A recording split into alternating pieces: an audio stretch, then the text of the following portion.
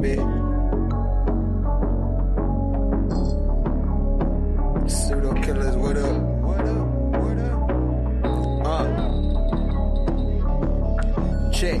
Tapping in, what's the subject? Evolution or revolution, we ain't done yet. Laying flat like Sanchez, it's a bomb threat. I know my flow like Angozi. Source up and show me, homie. You shut up and mute up a moment. The mad scientist, I'm knowing all the components. We own it, and we gon' off it if it's pseudo. You do know we don't entertain that keyboard judo. That big body banger out of Baltimore. Done it all, shop before. Sold a little something, but I taught you more than your average teacher. I had to reach you at your level to bring you up. No devil can never beat you. With precision of a magi, the information supplied by some guys get debunked on live. CK and Juju, I chill in the cut. But if you boys wanna fade, then I'm chefing you up. I organize lie, the beats of disorganized truth every time. Kudos, who those niggas? Decorated pseudo-killers, SpaceAgeAfricans, back again. An organized lie, the beats of disorganized truth every time. Kudos, who those niggas? Decorated pseudo-killers, SpaceAgeAfricans, tapping in. I always been fly, that's an actual omen. You can catch me in the sky, ask Anthony Bowman. He see me with his telescope, I was actually floating off some good kush. The Sadio is actually grown. See, Gullah Gullah and Kent is where the money gets spent. Them boys got some books that cost as much as your rent. The second verse should be smash rock well, but I rock well. Underground like Sumerian rock wells. In the ring like I'm the rock whale. Hell, create a different wave that can rock whales. Hell, shit swell like lunar tides. My entendres off Gandra to who describe euthanize foolish guys. Scholastically, haphazardly, turn your camera on and look me in my eyes. And please do subscribe. 8 to 80, blind, cripple, or crazy. You in for a new surprise. It's DQ, a organized lie. The beats of disorganized truth every time. Kudos, who those niggas? Decorated pseudo-killers, SpaceAgeAfricans, back again. An organized lie. The beats of disorganized truth every time. Kudos, who those niggas? Decorated pseudo-killers, SpaceAgeAfricans, tapping in.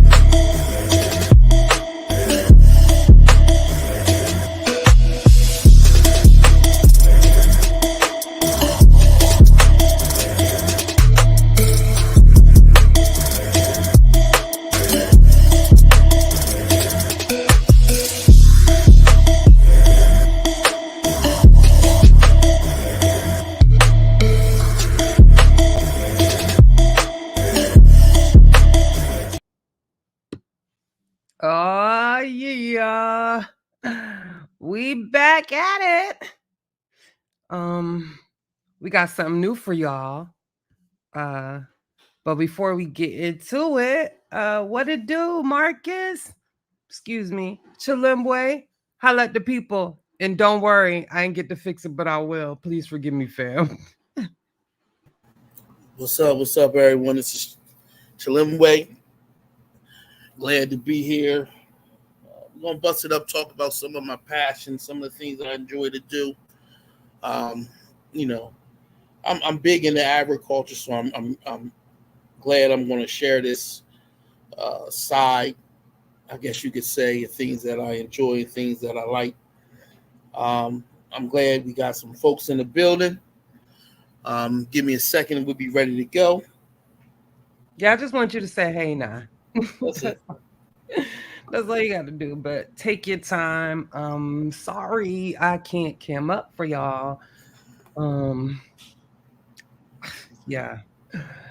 Yeah, I was working hard today. Look a hot mess. But it's all good. While he's getting things set up and everything, of course, as all the PK shows, I'm gonna do a little roll call. Um, but first I want to tell you one, why we call it real science. And this is not only Mark Chilembwe's passion, but um, this was also something that was near and dear to me for many reasons, but one in particular because I actually helped build a community garden in my community. I mean, physically build it. Like, it was dirty every night I went home, and help sell about every a plot that was in the garden. Literally, like I worked hard to get that. And meaning selling plots. So what we would do to also help with some of the maintenance fees of the garden is we would sell plots for like $20. Like mostly anybody can, afford $20. And if they couldn't afford the $20, then um, of course we will find a sponsor to sponsor those who wanted a plot but couldn't afford it. Um, the reason why I got involved, I know Chilembwe will tell you the story, but I got involved with community garden is to help with food desert issues for sure. Food deserts are particularly in underserved, underprivileged populations, and usually um, you don't have many grocery stores or you don't have any avenues to actually get fresh fruit and vegetables. You got convenience stores and what they call the Arab stores on every corner, liquor store on every corner, but to actually get produce, fresh fruits and vegetables, you don't have that in a lot of these areas, and that would be considered a food desert. And that's why I got on board to support the community garden that I help to build in my community of Daytona Beach, Florida. Uh, so we call this PseudoKillas Presents Real Science with Chilembwe. We want to welcome you all here. And this is a place where we will explore the world of agriculture through the lens of community and personal gardens, uh, container gardening, hydroponics, horticulture, and much more. We call it real science because anyone, even a child, can learn and apply these skills in real time. By mastering these techniques, we can combat food insecurity, address food deserts, and reduce hunger. So we ask that you join us anytime we have these shows so we can discover ways to maximize the benefits of healthy foods for proactive and healthier lifestyles. So with that, welcome to Real Science with Chilembwe. And of course, if anybody want to hit that link and join us, co-host with us, help facilitate the show, go right on ahead. But as PseudoKilla officials, you already know if you start talking some pseudo judo mess, we're gonna have to fix it. Okay, so don't be mad. Just know what you're getting into. But I particularly wanted those who have interest in gardening, have a green thumb, to please become a part of the show. With that said, welcome, and it's time for roll call.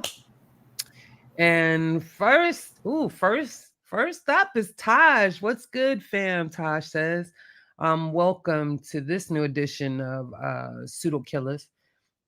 We got Scarab Chronicles. Hey, my Egyptian sister. Love her to pieces.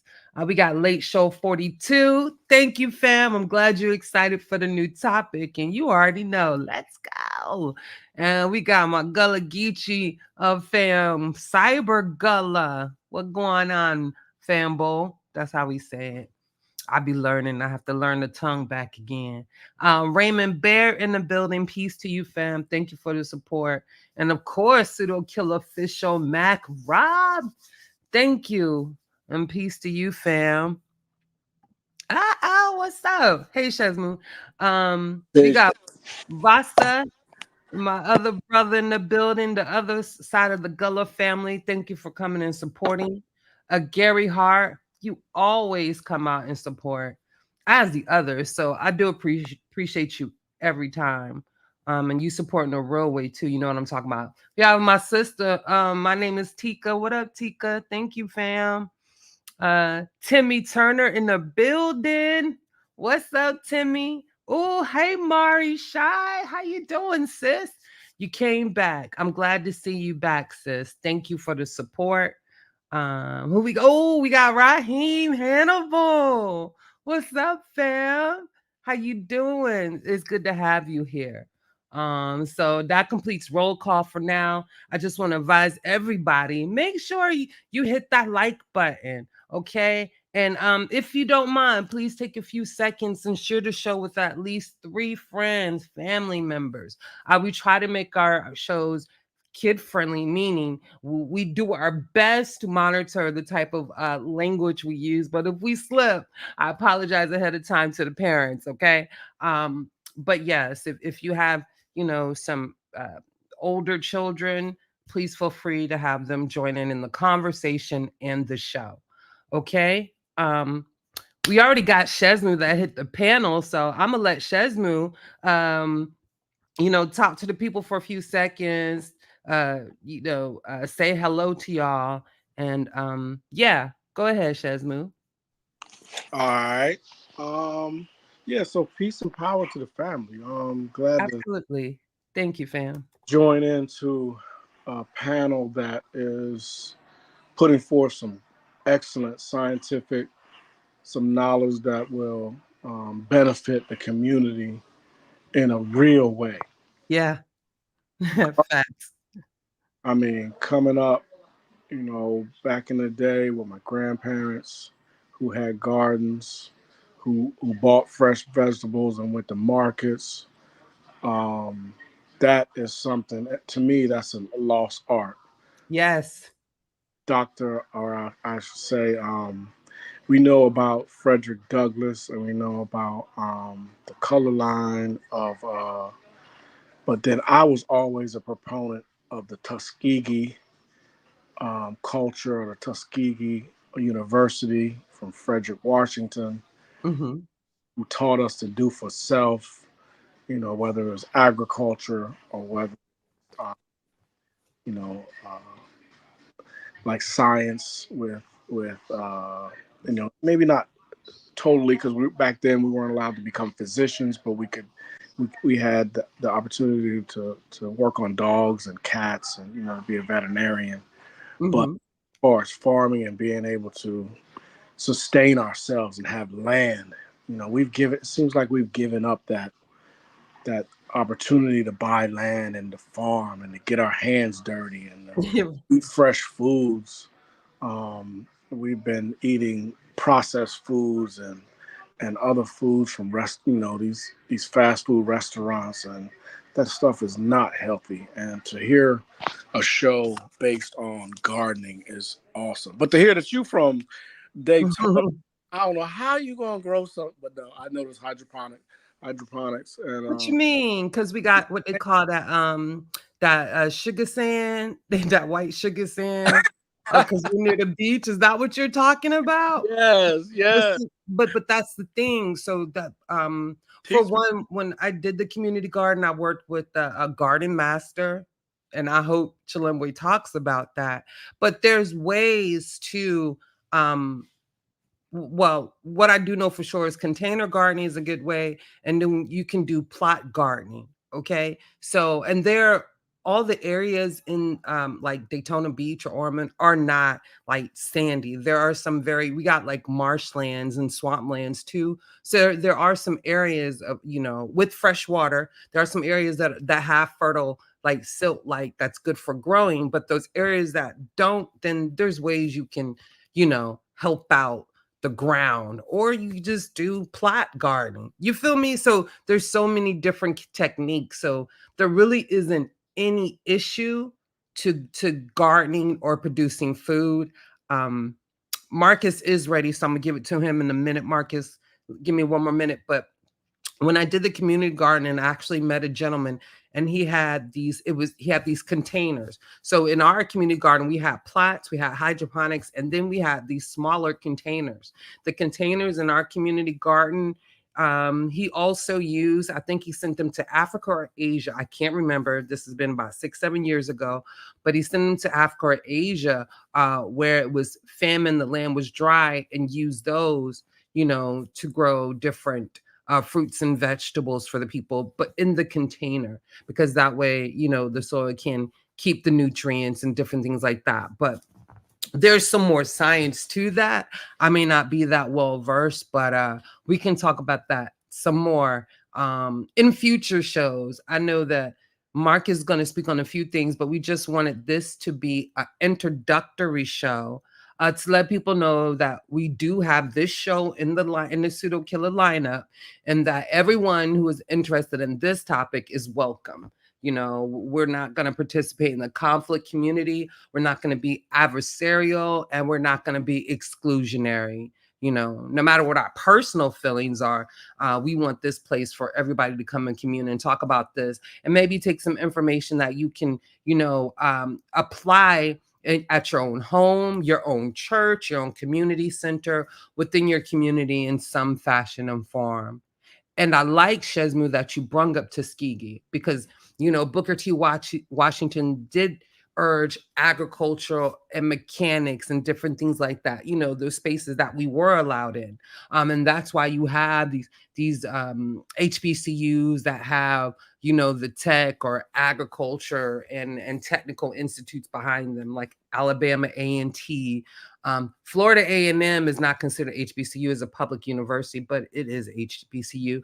It has that. And those things actually, in respects, are due to Booker T. Washington and his work, George Washington Carver and his work. You know what I'm saying? So I think that's pretty awesome and fascinating. Yes, I believe it's a lost art form, and I absolutely do encourage that we start enlisting our kids to not only have, certain professions, but also find a skill, a trade skill, and perhaps also get into farming or gardening or some aspects of agriculture. So with that said, I'm going to turn the show over to Chilembwe, and yeah, here we go, y'all. Let go. Marcus. I'm here. So I wanted to I'm gonna shout out a few people, of course, but if you're a fan of the PseudoKillas channel, y'all familiar with, I usually look at human behavior. Fascinated by it. But I do have other interests, right? And I think sometimes that can get away from people, that the PseudoKillas are humans. They're regular people who have experiences, who have passion, joys, things they love to do. And so I decided that I wanted to share one of my passions, one of those things that I really love to do. It's a stress reliever for me. It's something that I use to help relax, right? I have a passion for it. and I have a drive to learn as much as possible I can about it. So that's where I'm coming from. So while I'm going to be giving you a lot of scientific information, I'm going to be just speaking from my passion. And I hope that we can see that and have that shared experience. So that's my goal. I'm probably going to start. This show is going to be very general, give you a general idea of some of the work that I have done, some of the work that I'm intending to do. Juju did mention that there's master gardeners out there. I am one. I took 2 classes. I took one for Louisiana State University, and then I took one at where I live in Delaware. And so I do have some information on the subject matter. I use a type of peace, Kent, peace. I use peace. What's up, bro? What's up? How everybody doing, man? Sorry, I took a minute to let you in. I wasn't paying attention. My bad. No, you good, man. How everybody doing, man? We good, bro. We good. Glad to see you. True indeed. Yeah, this a good subject right here, man. Just tuning in, man. You know, I don't really know too much about gardening, so hey, I'm here as a student, bro. I got you. Yes, sir. Yes, sir. So that's my passion and desire. So the type of farming and gardening I do is called regenerative permaculture. It's a unique type of gardening and farming. It does in the beginning require more knowledge about the general ideas of plants, how they grow, some of the enzymes and chemicals that they release and how that interacts. But there are some general consensus that we have about plants that you don't need to know all of that to be able to join a community garden or start growing food or flowers at your own home. If you don't own a house with land or a yard, you can do container gardening. Even if you have a window maybe that has maybe 4 hours of light, there are plants that you can grow that can you can either use for food and or just to beautify and have the experience. So that's where we at with it. So I want to start really generally and then get into some details. I'm actually going to see if I can find this thing. Hold on. I want to start with Juju. Oh yeah, here it is. I'm going to share my screen for a second.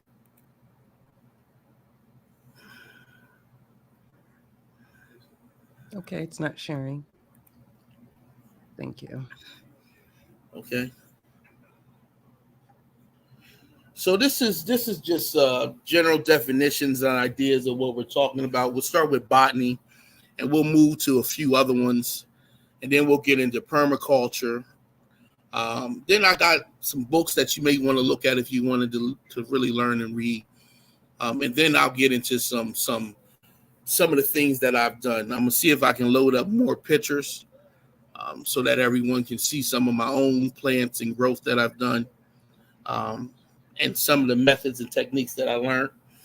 And then if you look, I believe it's in the description box, some United States Department of Agricultural sources that'll help, that you can look at, that'll be beneficial.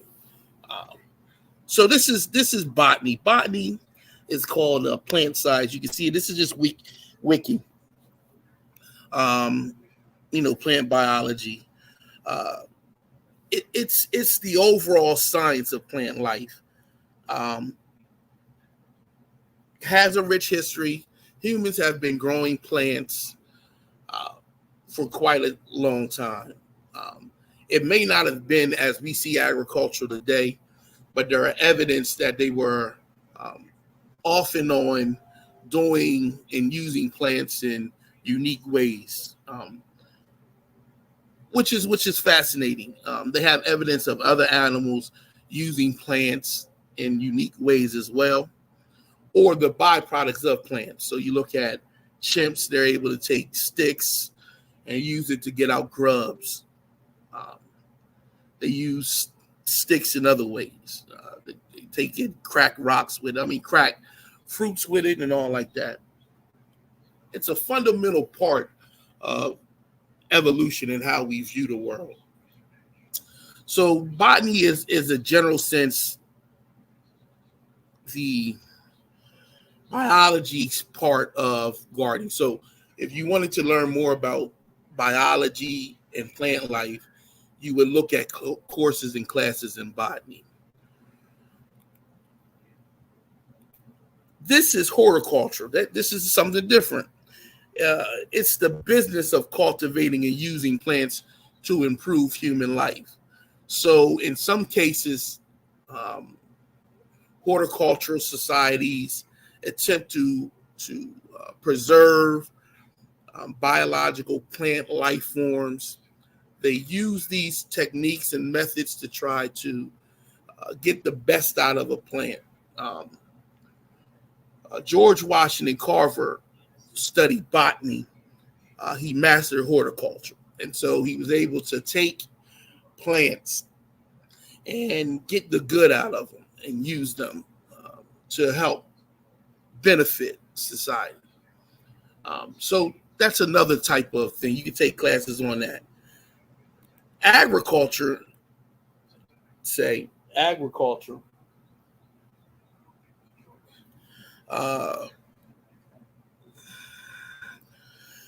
encompasses crop, livestock production, aquaculture, fishery, forestry, and non-food products. So agriculture is more on the lines of the economic maintenance part of botany and horticulture. So where botany and horticulture is, we look at the practices of like how you take plants, look at the active ingredients. You would get that from horticulture. Botany would tell you why the active ingredient is actually being formulated in a plant and somewhat how. Agriculture is the business side of it. It's the acclimate of goods and food production, whether it's livestock, whether it's fruits and vegetables, and then the byproducts from that. So a prime example is cotton, right? Cotton is not necessarily food, but it's a byproduct of a plant in which you can then sell. So agriculture has a lot to do with sustainability and economics and resources versus the other two. There is some evidence that the mode of production, the type of food that ancient people grew, has some effect on how later generations view the world, which is a fascinating thing.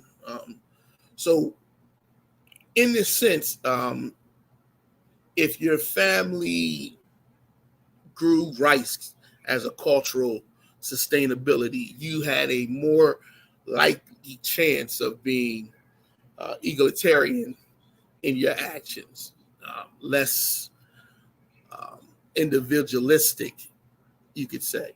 And they did a study in China about the same group of people. Some lived on a rocky section, which couldn't sustain rice, and others lived down in the valley, which they could. And they looked at the descendants of those people I think they were in Beijing, and looked at their behavior. And you'll see some evidence of that, higher than chance in that. So agriculture plays a very, very important role in how we view the world. So much so now, y'all, if y'all can remember, I am big on human exceptionalism, anthropocentrism. We've done this on the Brain Show. We talked about it. I left one section out.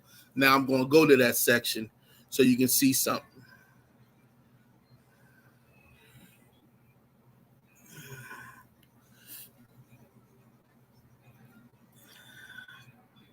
So where, in some sense, let me first start here.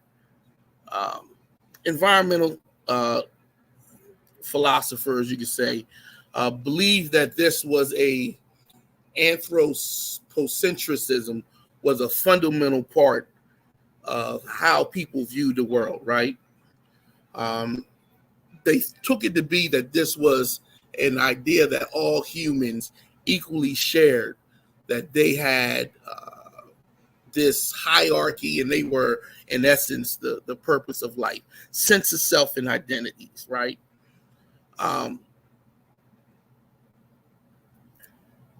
You can see that it has some religious sense, but I want to get to this section.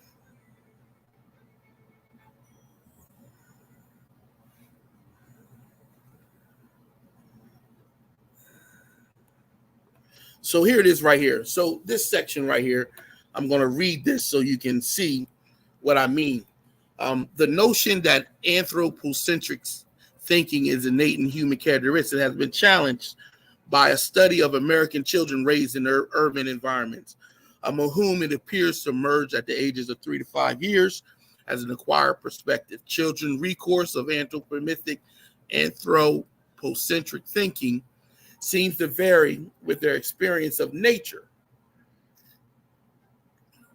and cultural assumptions about the place of humans in the natural world.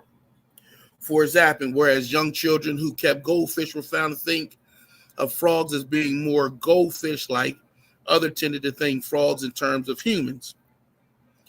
More generally, children raised in rural environments appear to use anthropocentric thinking less than their urban counterparts because of the greater familiarity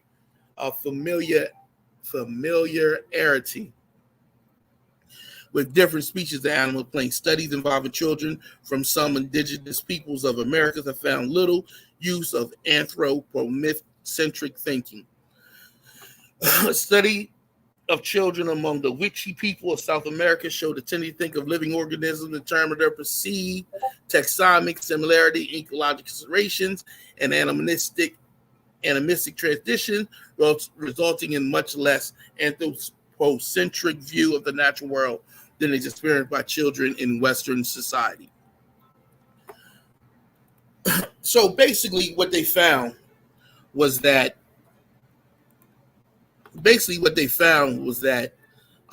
if your children grew up around a lot of plants and agriculture, they tended to their view of the world became less centric about themselves and more about the totality of what they were seeing, right?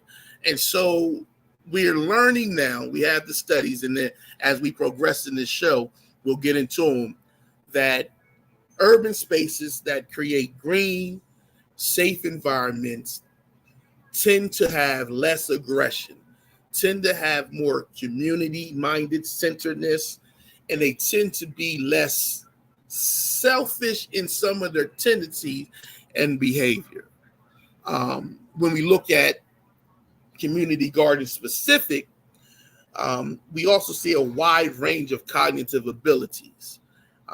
The argument that's existing now is not necessarily that it's the plants, but it's the communal working together that is driving these cognitive changes, which makes sense when you put it in consideration of what I said about the rice and the wheat farmers from China. So this is part of the things that we're talking about. So I'm going to share my screen one more time, Juju.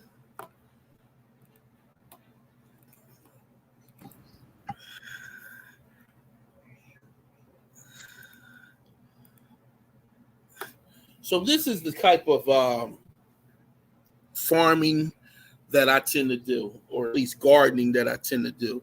I have helped in my local community in establishing healthy food ecological systems that can be maintained over a period of time. Like I said, when you do this type of agricultural growing, horticultural, there's a lot of effort in the beginning, but as time progresses, less and less is needed. This is one of the areas in which I allow a lot of the youth in the community to look at my permaculture plots, and sometimes they're allowed to grab food straight from it. And we use that as a means to educate children on ecological systems and how you can balance ecological systems with both using what nature naturally does, what naturally occurs in nature, and then designing that so that you can get the maximum benefit. So permaculture is an approach to land management and settlement design that adopts arrangements observed in flourishing natural ecosystems. It includes a set of design principles derived using whole system thinking. It applies these principles in fields such as regenerative agriculture, which is what I'm big on, town planning, rewilding, and community resilience. Now, what they're talking about, and this is a fascinating thing, at least to me, what they're talking about is no one has to go to a forest and add nutrients to the forest, right? The ecological system of a forest is self-sustaining for the most part. The way it naturally developed has room for it to continue to succeed and grow and expand. Using those things that we find naturally occurring, we then design similar agriculture for our purposes so that you can create a similar system in which you can have regenerative practices. So one of the issues, now I'm going to speak just historically for a second.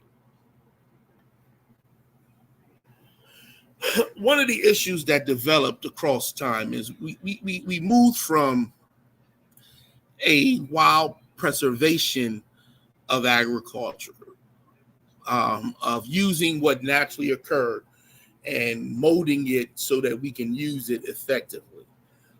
We began to specifically plant, if by accident or mistake or on purpose, we began to only cultivate specific plants that were able to provide what we needed at that time. This leads to something called monoculture. Monoculture was big up until maybe the 1970s, in which you grew maybe 2 or 3 staple crops in large swaths of land. This leads to depletion of nutrients. This depletion of nutrients then required some type of replenishment. That replenishment was fertilizer. And these methods sustained humans for a very long time.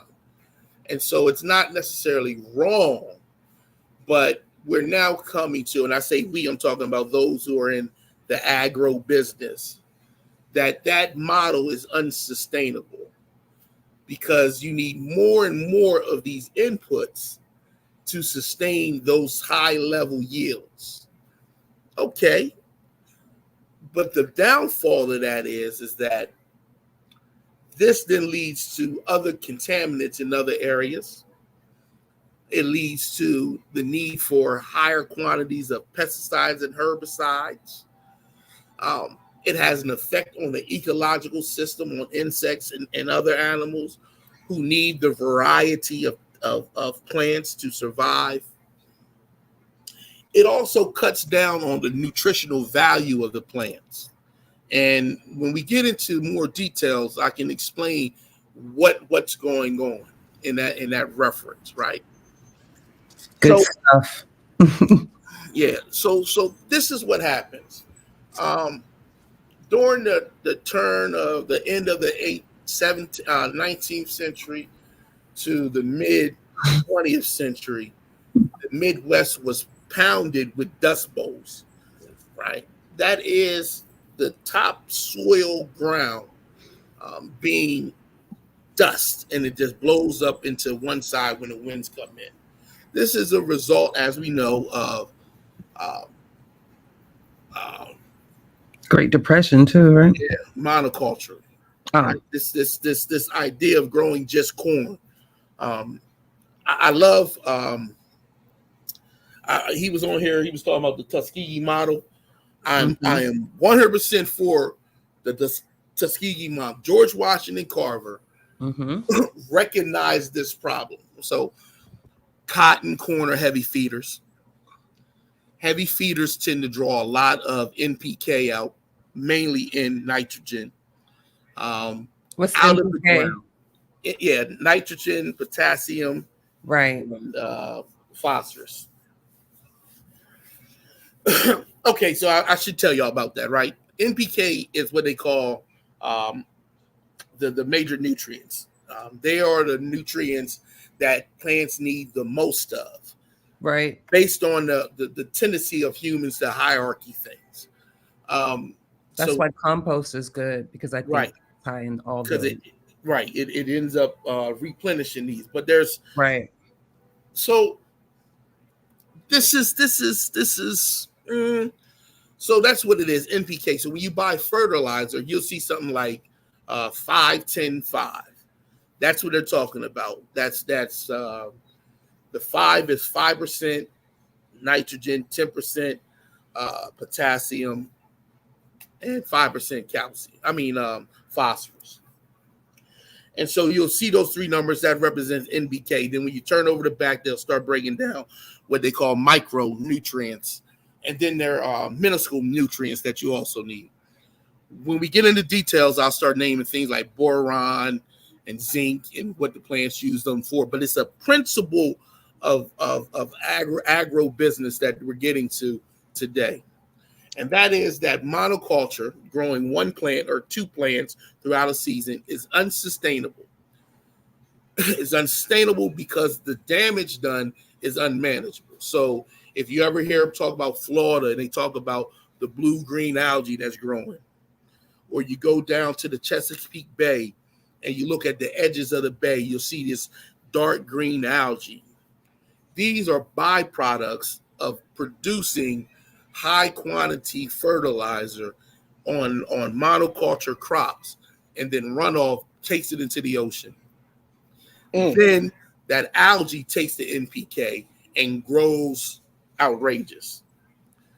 What permaculture tries to do is he had he wanted to say something or ask you something real quick. Who is it? Real quick, Chill, just as they can ask for a little entertainment, just to break up a little bit.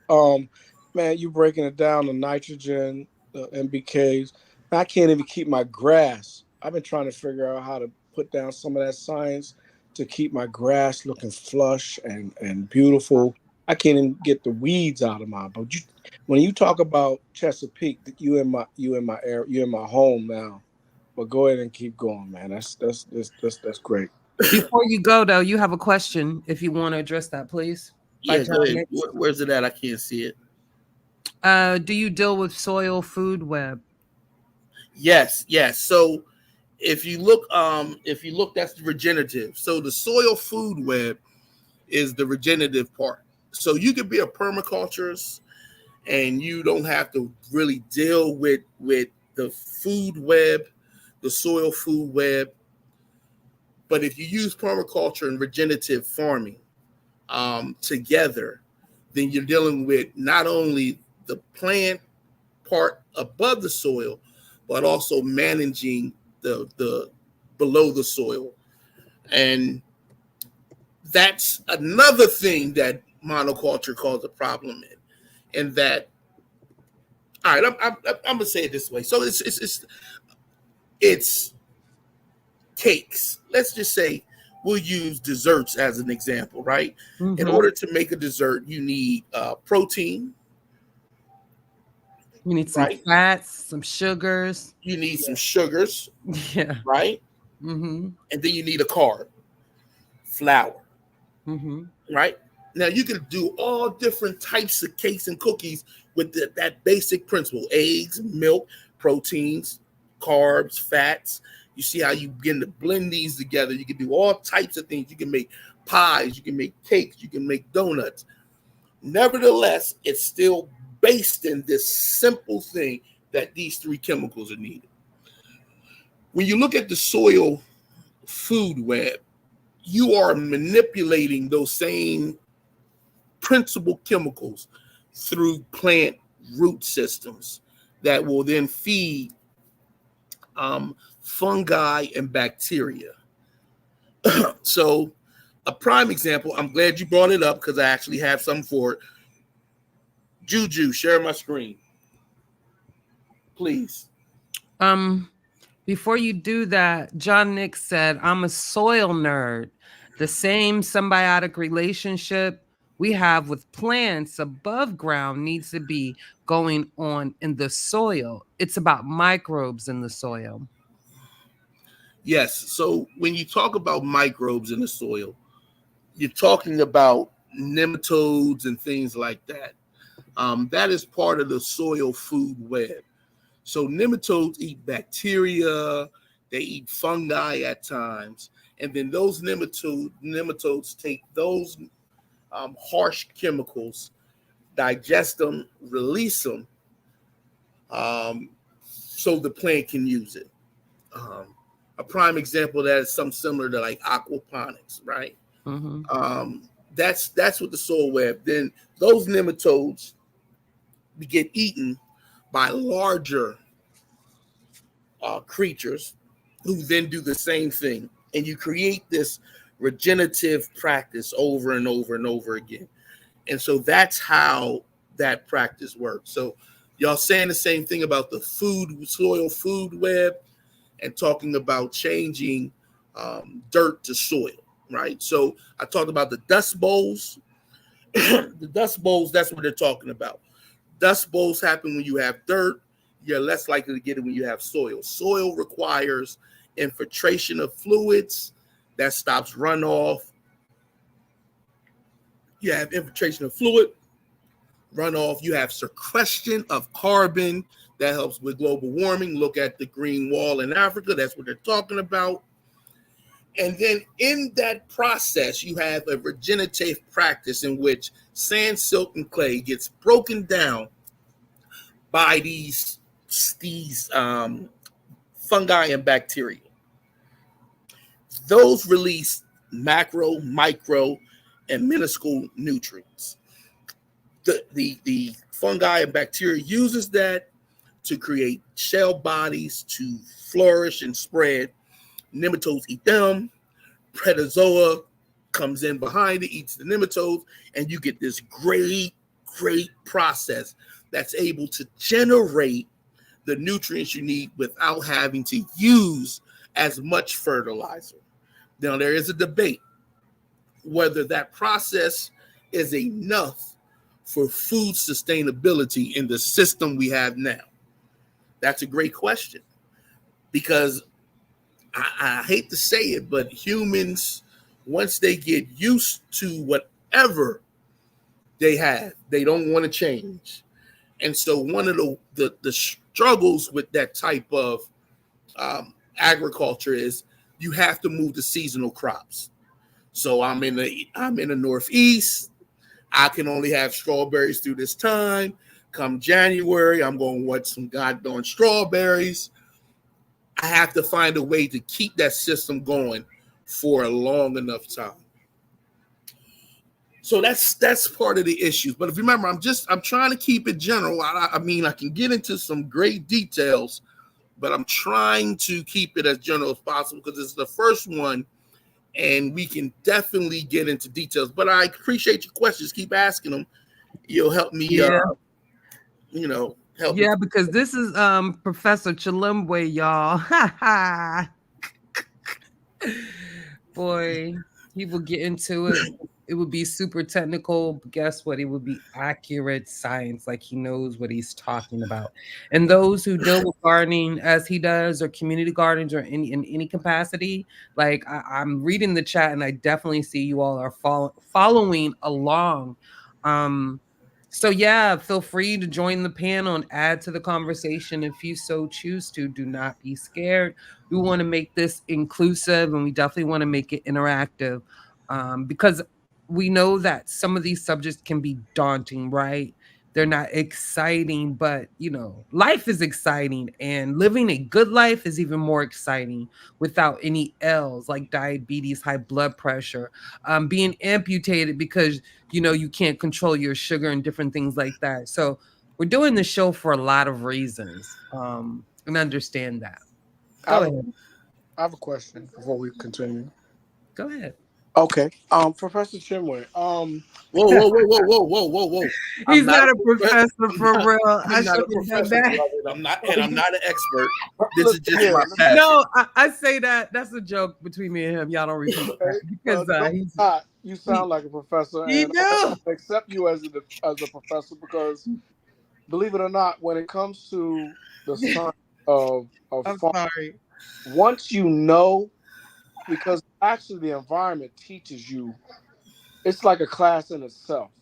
Like they talk, like you talked about George Washington Carver, and when he talked about the pea plant or the peanut plant, excuse me, and he talked about the other plants and them speaking to him as he observed them, and that observation spoke to him, and he could actually understand what was going on, and he learned so many things from them.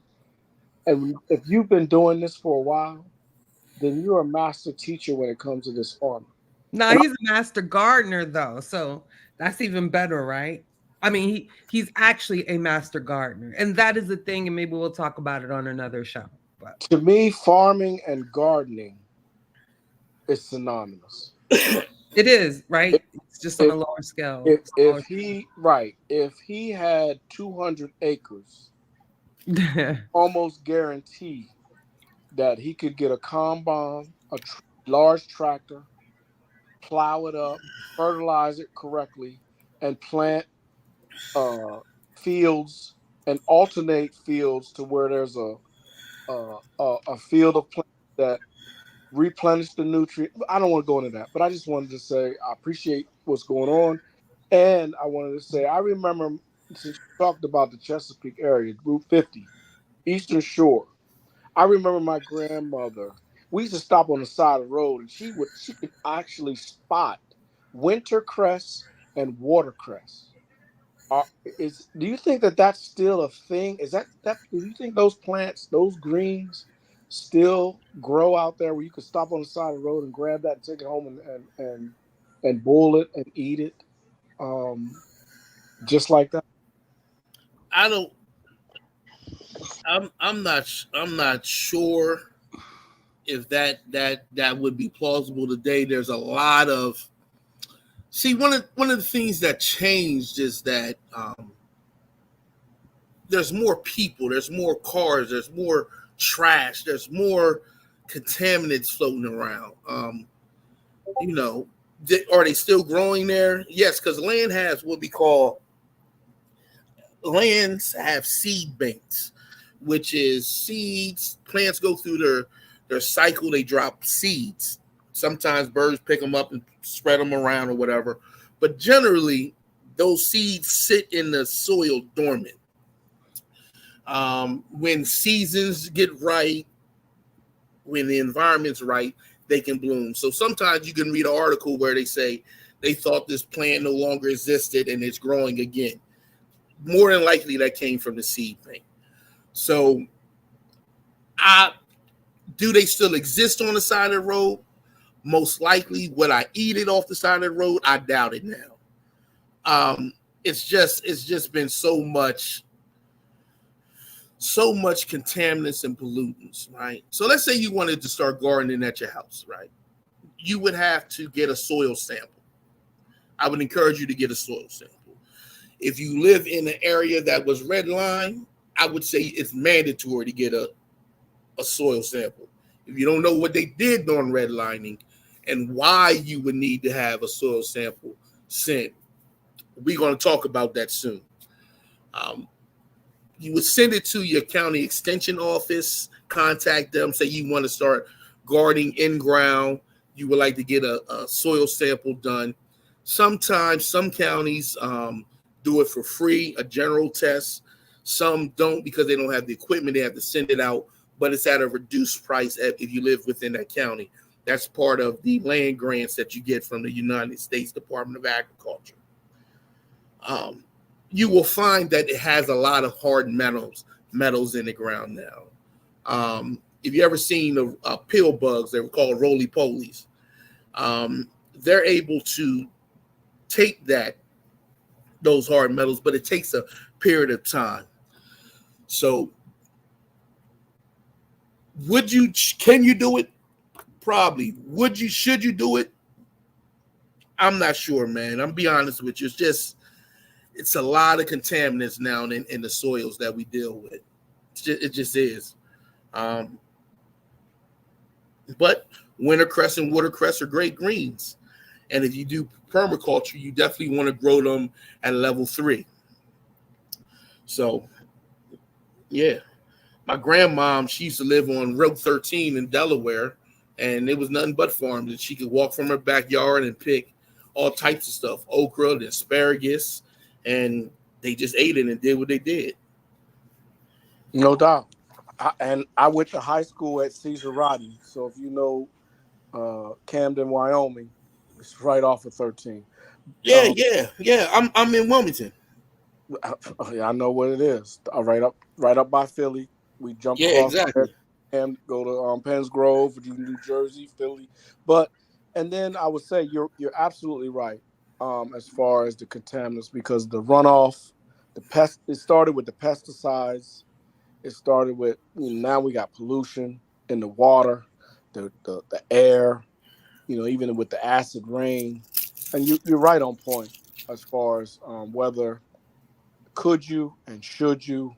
And you definitely are right as far as getting sample soils and finding out whether or not your soil and what you might need to add to it to create good garden. Thank you, brother. I'm tuned in.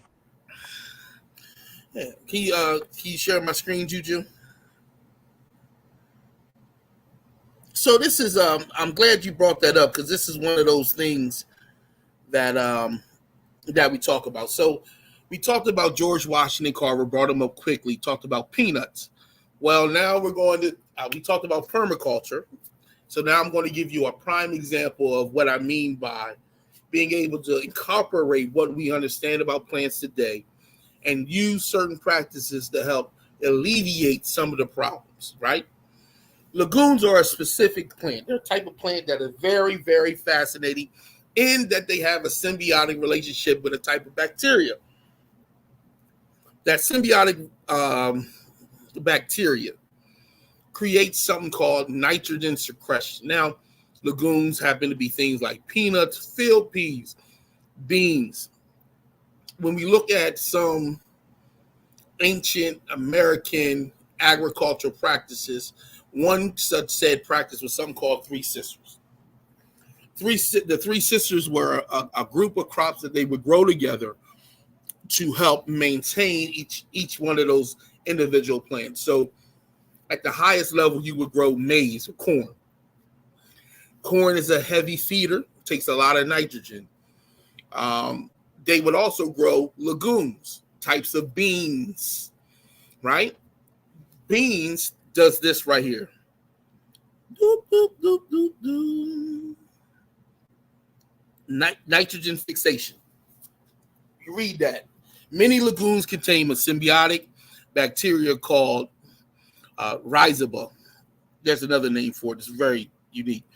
Within root nodes. So if you look at this picture right here, you see these little brownish things. Most of the time they can be white, really, but it ranges in shades of color from white to a brownish color. If it's black, you usually have another type of bacteria or fungi infection in your plant, and you don't want it to spread. So you probably wouldn't want to do this practice with that. But if there are any type of shade from a yellowish white to a core brown color, you should be all right.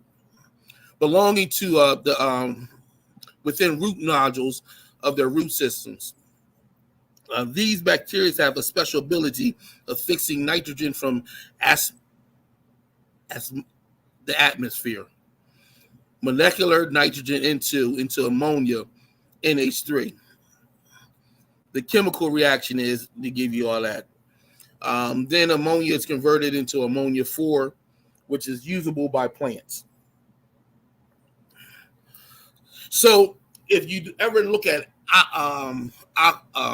aquaponics, that's using fish to do it, it has a similar process. It uses bacteria to change what nitrates come out of the fish and move it into a standard form of ammonia so that plants can use that type of nitrogen for its own thing.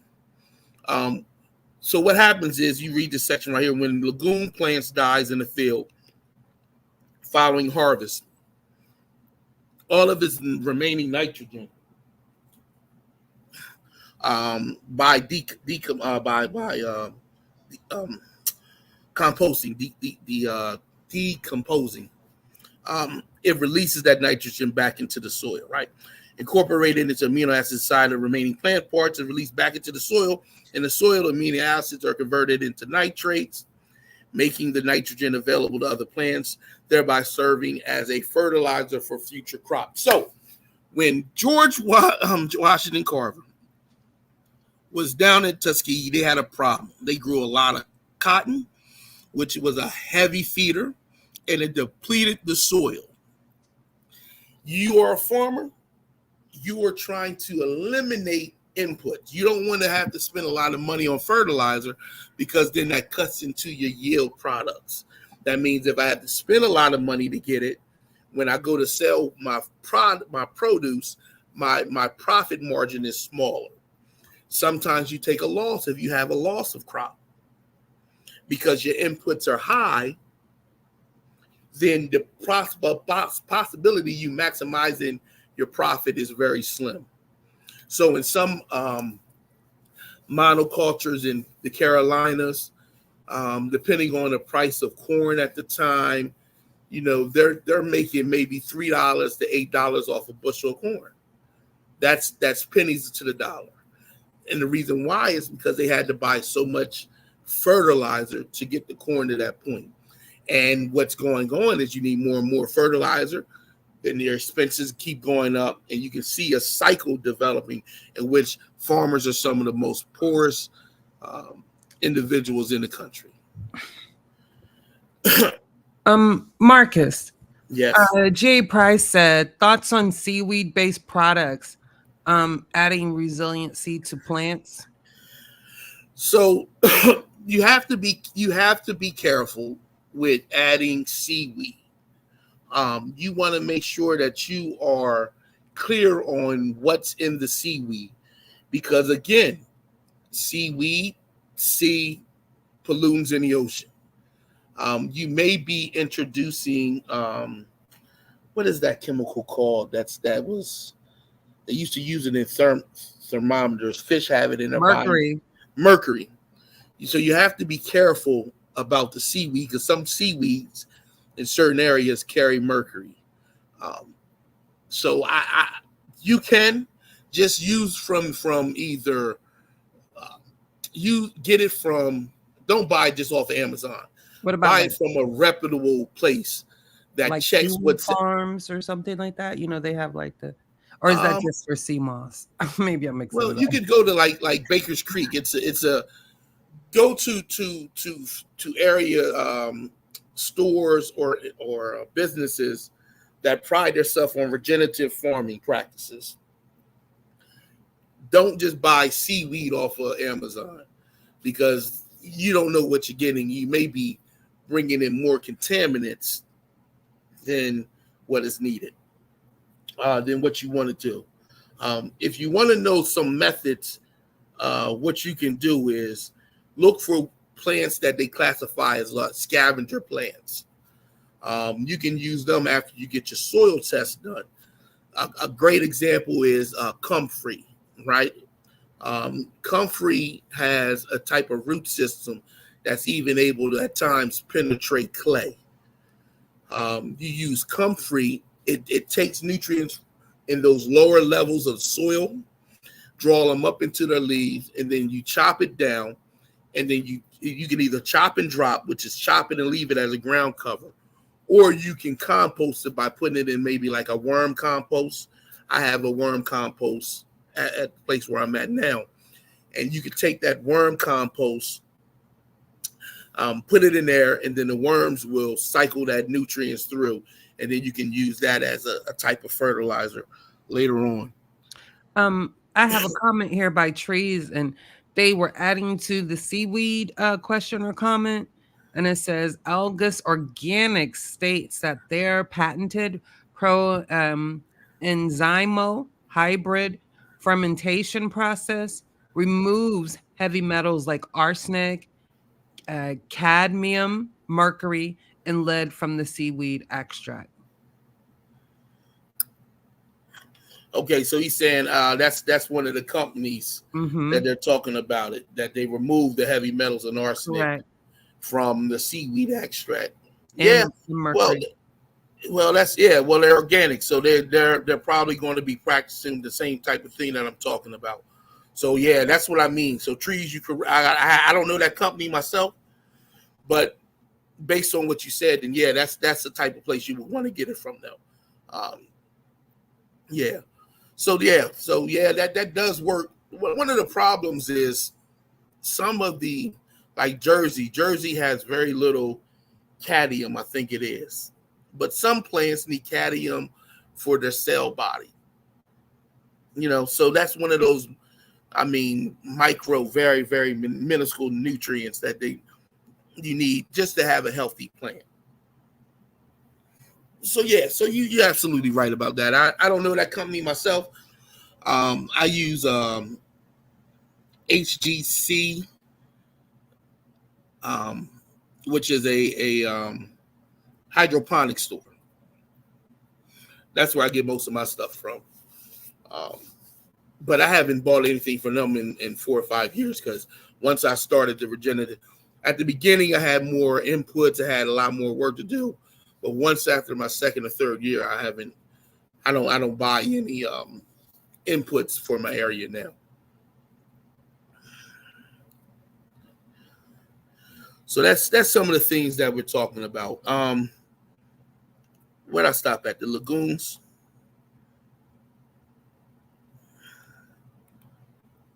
Yeah, I think the last time we stopped was giving like what the different colors of the legumes. Hi, Fighting. Okay, yeah. So these are some of the legumes. So you have peas, beans.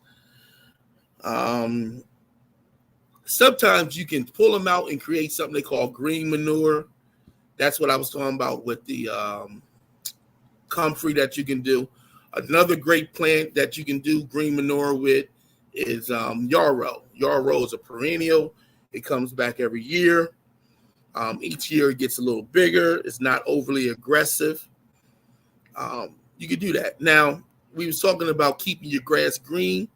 You may be able to do it with one type of new a legume that is very unique, and that is the, let me see if I can find the name, remember the name of that one.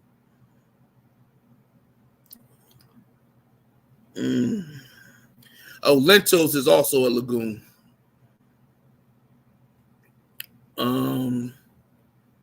What's the name of that one? Okay, there it is. Clover.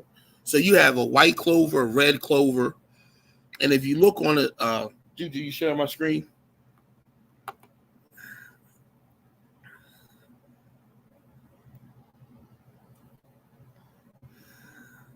Share the screen for clovers. Yeah. Okay. Share the screen for clovers. Give me just a minute. But you can go ahead and talk. Okay. So this is some of the forage things that you can find. I think we were talking about foraging when you're talking about pull over side of the road. So alfalfa is a great, if you were ever going to get into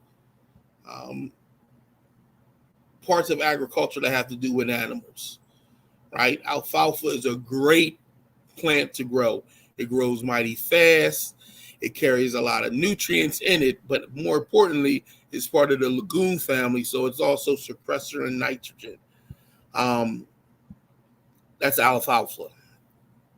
But the clover, so if you look at this picture right here, you'll see to my right, I guess you say on the thing, a picture of white clovers. You can get red clovers. They grow, they're semi-aggressive, but they keep lawns small. You can come through, chop off the flower as part of it. It's healthy.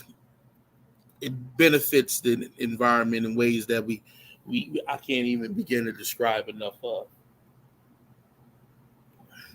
And so that's an example of clovers, multi-use type of thing. I have one more thing I wanted to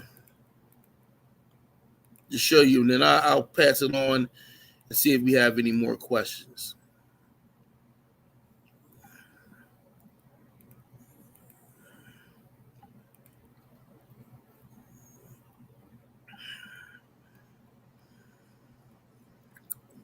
Okay, so here is a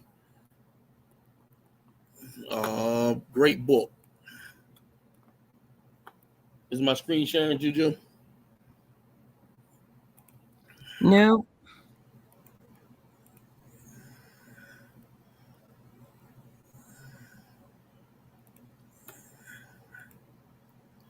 Okay, so this is a great book that if you wanted to just get a general idea of plant biology, some of the benefits of the plant itself, a great introduction to the conversation. This is a great book. If you're in the Discord, the PseudoKillas Discord, I will post a free PDF of the book, as is my custom, to ensure that the books are there for you. It's a great book. I'm gonna go down to page 30. If you remember the introduction, Juju had a picture of a bean plant, part of that legume family. You could probably find this book very, very cheap on Amazon as well, instead of just the PDF. So here's a prime example of just some of the information that you may want to look into, examine, and get. This is a bean plant. This is half of the actual seed without the shell on it. And you can see this little baby leaf here, the little beginning of the stem. Seeds have enough energy in it, compact, for the beginning of a root system, and these premature leaves to generate. After that, it goes into a high process of photosynthesis. Here's a prime example of a seed beginning to germinate. Some seeds have protected coating on it, such as this. It takes a lot of water. This is to prevent it from germinating too fast, out of season. Some of them require fire. They're realizing that by preventing small forest fires that randomly start, they're actually causing more harm. They need some controlled fires because it's destroying the seed bank, especially in the West Coast. This is a bean plant beginning to grow. You can see it's starting to push through.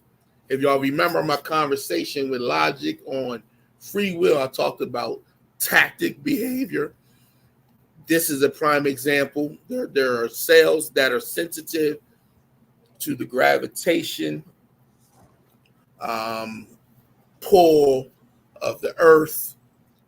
And so they're sensitive to that, so they can tell up and down. That's basically what's going on. It's a tactic behavior. It's sensitive to that fundamental thing. Before you go on, Scarab Chronicles, she says she got clovers. She didn't know you can eat clovers, one. and that she has a lot of them all over her lawn and she's actually trying to get rid of them. You have any suggestions of some productive ways to utilize the clovers or Yeah. what you could do? So I would cut it. I wouldn't eat clovers. You can use them as a way to regenerate your soil, but I wouldn't eat clovers. Um, No, that was because of a comment in the chat. oh, Okay. okay. She didn't say she ate them. She said she didn't know you could. Yeah, I don't know if you can either. I wouldn't. Okay. Some legumes you can eat, some you can't. Are clovers legumes though? Yeah, they're a type of legume. Yeah, Oh, got it. yeah, they're a type of legume. All right. So what's something helpful for her? They're mid-level aggressive, so they're kind of hard to fully get rid of. But what you can do is you have to be aggressive in cutting it back. You would have to, before it gets to the point of flowering, constantly keep cutting it back, and then start planting semi-aggressive types of grasses that can compete with it. That's the best way. You're not going to be able to pull it out because one of the things about the legumes is they have deep, long-seated root systems. And so if they're well established, even if you pull all of them out, if a piece of the root system is still there, there's a possibility for it to regrow. What you can do is, depending on how big your yard is and what you're really trying to do, you can start by slowly squashing it out. So using things like heavy layers of wood chips in one section can kind of sequester it a little bit by not allowing sunlight to activate some of its natural coarse growing, but that requires a lot of work. The best thing to do from my say is keep it constantly cut, put in competitive flowers and or fast growing flowers that can outcompete it, and then as it begins to die back, manage it that way. You could use a type of herbicide, but they're really resistant to a lot of them. Really resistant. She said, okay, thank you. You have one more question from Trees, which has been offering some great feedback in the chat. We appreciate that. Thank you for coming and supporting the show. Just wanted to say that. Does Chill hold any heirloom germplasma? So, no, I have some unique seeds and plants that are heirlooms. I don't really, no. I wouldn't consider that. Can you explain for the audience what that is, germplasma? I've never heard of that. Okay, hold on. I'm like, what? I'm finna Google it real quick. I never heard my master gardener say anything about no germplasma, bro. So I do have. So I do have some. I will tell you a project I am in that would qualify as that. I gotta read on that. Go ahead. I'm sorry. I gotta read on germplasma. That looks like a lot. It is. Okay. It is. It's quite a bit. They're not just seeds though. That's like genetically modified seeds or something's going on here. Well, not just. Well, I don't know. I'll read. I don't want to mess it up. Go ahead. So I am okay. So let me just say it this way. I am working on a project to develop a new potato that is mine from my own cultivation. Potatoes are unique in that would be considered, you could say, me trying to develop or hold on to an heirloom germplasma. Another way is to look for apples. Apples is a big thing because I love apples. they're trying to Apples require 2 different varieties to reproduce. And so you go back a certain amount of years, you had hundreds of different types of apples, some good, some bad. They're starting to lose some of those heirloom genetic material. So I did reach out to somebody at the beginning of this year, and I may try to get a few of those sequence or those specific types of heirloom apples that they're starting to lose, and I will plant them at the farm. So, but no, I don't personally have. I have heirloom products, but I wouldn't consider it germplasma in the sense that we're talking about it. Okay, so there's a context to that word germplasma, because you say germplasma seeds. Why you ain't just say it with seeds, trees? Some of us is real new to this. I ain't never heard that term though. So it's all good though. Thank you. I appreciate it. Yeah, it's we can talk about it, but I really was trying to keep it simple. I got specific instructions. Yeah, boy. Not to go into my long diatribe. Who gave you them instructions? Who did that? Who told you? Who tried to cut your So I'm keeping it general. So, but yeah, I do own some heirloom products. I do work with Baker Creek to a degree in trying to restore that. I'm grateful for. They did bring in some, believe it or not, Baker Creek now have some African farmers who are working on maintaining heirlooms that are in Africa. So I'm grateful for that. Oh, nice. But what is Baker Creek though? Baker Creek is that's a seed company. They catalog seeds, but they mostly do heirloom seeds. Got it. And if you can, they come and investigate your farm or whatever, and if it's up to par and you can maintain your heirloom quality, they will then resell your heirloom seeds. So if I did generate my own potato by crossbreeding fingerling potatoes like I'm trying to do now. Okay, mad scientist. Okay. That's make better French fries or something. That's the company that I would go through to get it certified and sold. So but doing that is very difficult. Most people take a potato, look for the eyes on a potato, cut it, and then replant it. And what that does, it pretty much produces a copy. In order to do what I'm talking about doing, you have to go 2 years, which is wait for the potato to flower, seed, and then replant the seed and watch it crossbreed. And then you can get different varieties. Some varieties are nasty. Sometimes you hit sometimes you hit the jackpot. You hit the jackpot, you then go to the first section that I talked about, cutting it by the eyes and then reproducing it. And if you can get it quantified as new genetic material, you can create and hold to your germplasm. I just want to say to Valicia, Chilembwe, Master Gardener Chilembwe never said who told him that, okay? And then we have a John Nick said, please tell them about mycorrhizal fungi. Okay, that's part of the food web as well. The soil food web, permaculture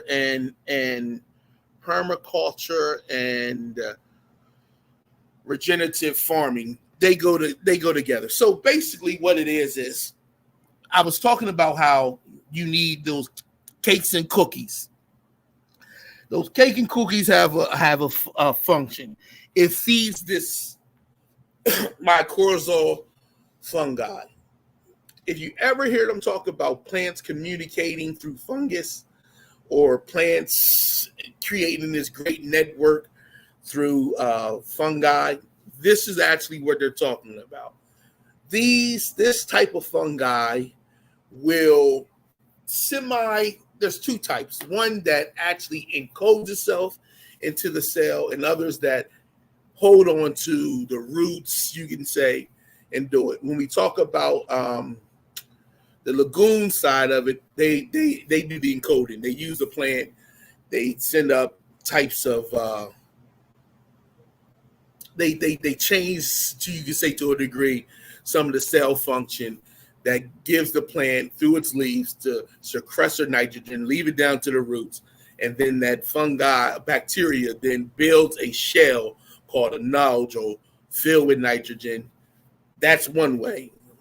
There's the other way is that it doesn't do that. What it does is it reaches out. So plant roots at the tip is where the nutrients enter in. Good gracious. Let me see if I got a picture. It's hard to explain without a picture. I told you the visuals, boy. You better have the visuals.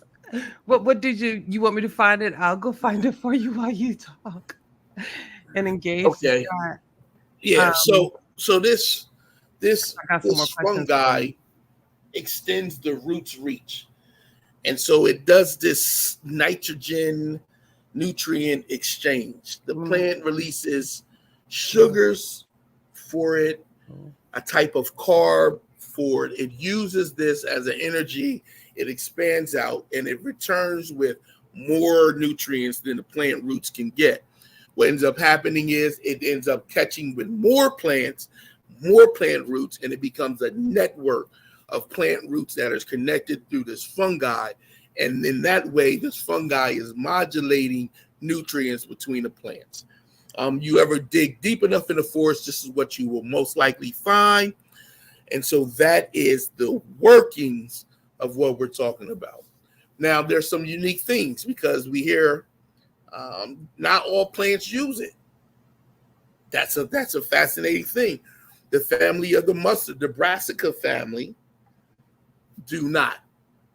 So if you're talking about collard green, mustard green, cabbage, broccoli, Brussels sprouts, they can use it, but they don't function with it. In other words, there's some instances where they may steal some nutrients from it, but overall, they don't tend to use it in general.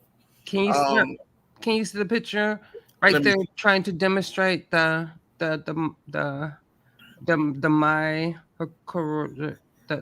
fungi? Because you said, goes deep in the ground. They had okay, yeah, I see it. So, and then there's a question by Scare. You got. She says, "This is how tree practice reciprocity through fungi." I don't know if it's. I mean, sometimes we use these terms so people can quite understand it, but I don't know if it's reciprocity. But yes, that's part of the survival mechanism. Well, the give and take. It's survival mechanisms of plants. So when we talk about, okay, so here we go. Permaculture specifically uses this practice when it designs the area in which you want to grow. You have different root systems that use different nutrients at different times. You want to try to maximize that. So you may have trees that are coniferous, some that may lose their leaves, some that don't. If you develop a system well enough where this fungi is there, there's trees in the winter that still keep their leaves, will then take some of those sugars to help sustain the other tree. Not deliberately. What's really going on is the fungi is doing that because the fungi wants to reproduce too. And so it's this give and take, this loop that happens with this practice with the fungi. Now, let's say you are in Louisiana. Here's a prime example. I got my Master of Gardeners class from there too.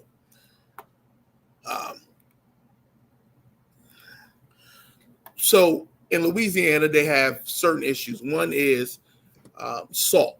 Salt is a problem they have, especially in the lowlands, right? Flooding is another problem. But also the grade of soil they have there is high silt clay. That limits what you can do, right? Because there's three general types of thing you can do, which is sand, silt, clay. So let me explain what this means. Sand, large gradual pieces. If you ever touch sand, you see it can shift right through your fingers. But that also means low water storage ability. So water just sinks right through. There's no sustainability in that. Clay, it's very, very small, fine particles that stick together so tightly that water beads on top of it. Water can't infiltrate. So you have large, small, and then silt is in between. Silt problem is that it tends to store water too long. And so you get something called root rot. So the best thing to do is to really get a fine balance. So when you're talking about areas like I was talking about in certain parts of Louisiana, this is part of the problem, right? A way you can solve that is through this process of carbonization and then using fungi to help distribute water and nutrients evenly across the field. So this is one of the practices that they're trying to develop and master. Next time I do a show, I'm going to pull up a study. I didn't pull it up. Remember, I'm trying to stay general, of a mixture that they did in someplace in Europe. I can't even remember. In which they did different plots with different quantities of plants and different methods, so you can see. And they monitored it over a course of time, and you can actually see what happened. So it's about sequestering water, keeping it flowing in the right way before it expands too fast, keeping a healthy carbonized sequestered soil so that you can limit runoff. You want plants that are able to work in a way that generates the best possible yield and outcome. And then using that method to keep, the ecosystem healthy so that both people as well as animals and insects, fungi and bacteria can be beneficial to all. We have a question from Storytelling and Gardens. This is my second or third time seeing her on our platform for different shows, and we appreciate her or him, but I believe it's a her. But I'm getting feminine energy, but I don't want to mess that up. But she asked the question, who's the panel speaker? So can you reintroduce yourself? Oh yeah, I'm Chilembwe. Oh, it's a her. Thank God. Whew. Hey, sis. I'm not you. Tell them who you is, who you represent. You feel me? What let her know. Tell okay, I'm Chilembwe. I'm a PseudoKillas official. There you go. That's what I do. I am. They call me the brain guy. I don't know where that came from, but I like dealing with human behavior, why and how people behave, what interactions go on. The name of the study that I actually like is called ethology, but I wanted to show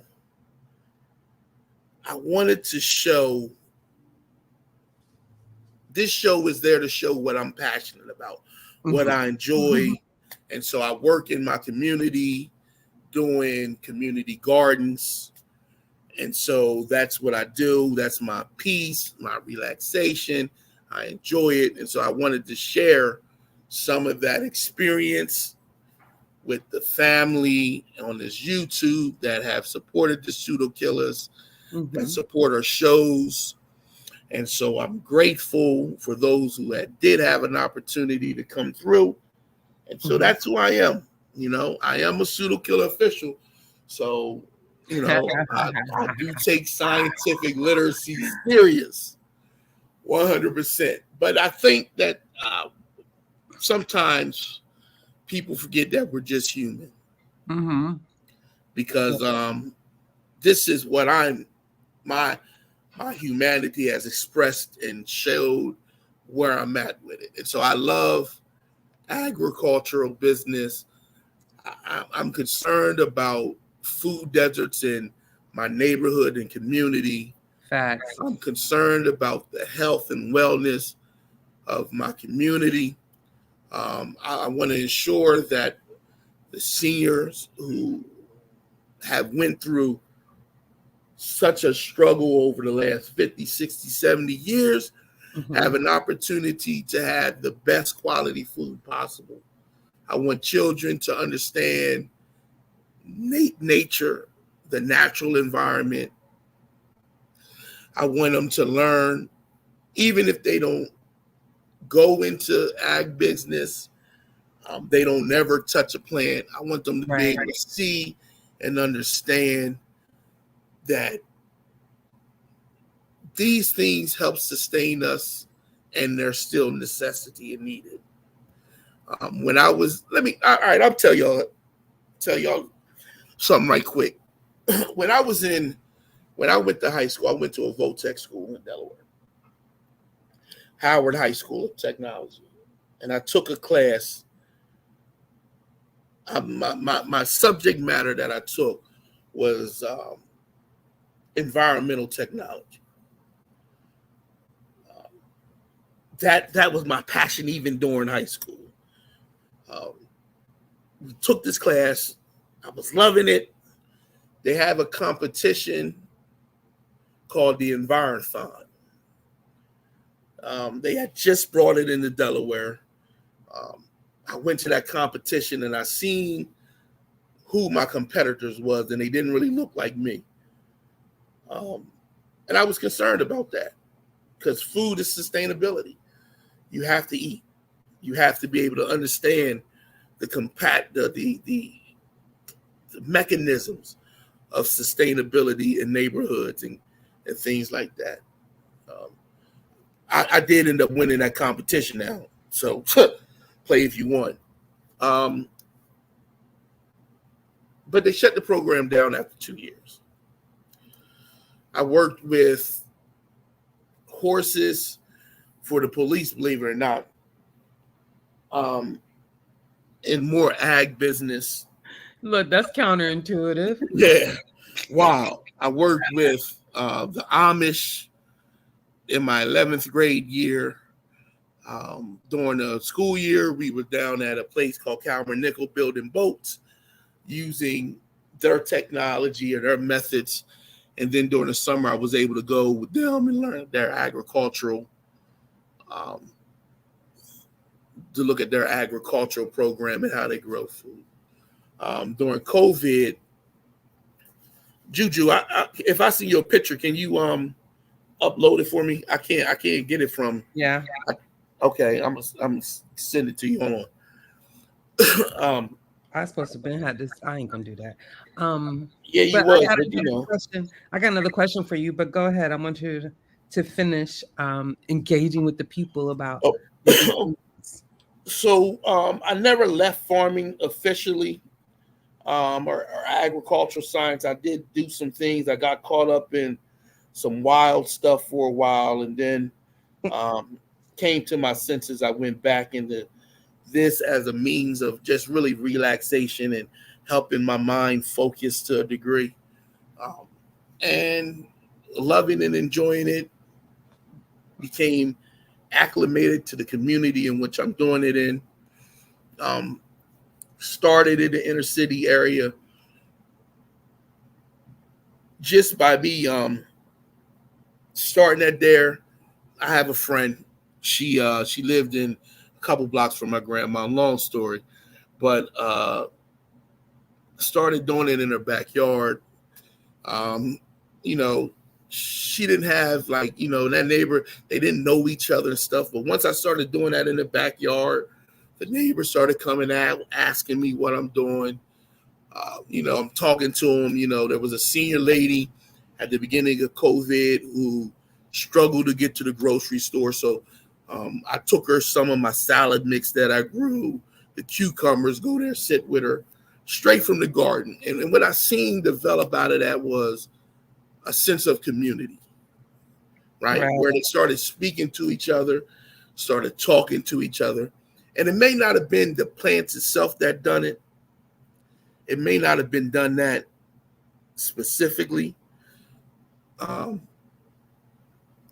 it was the communal watching and seeing and understanding what was going on, and then the sharing in it.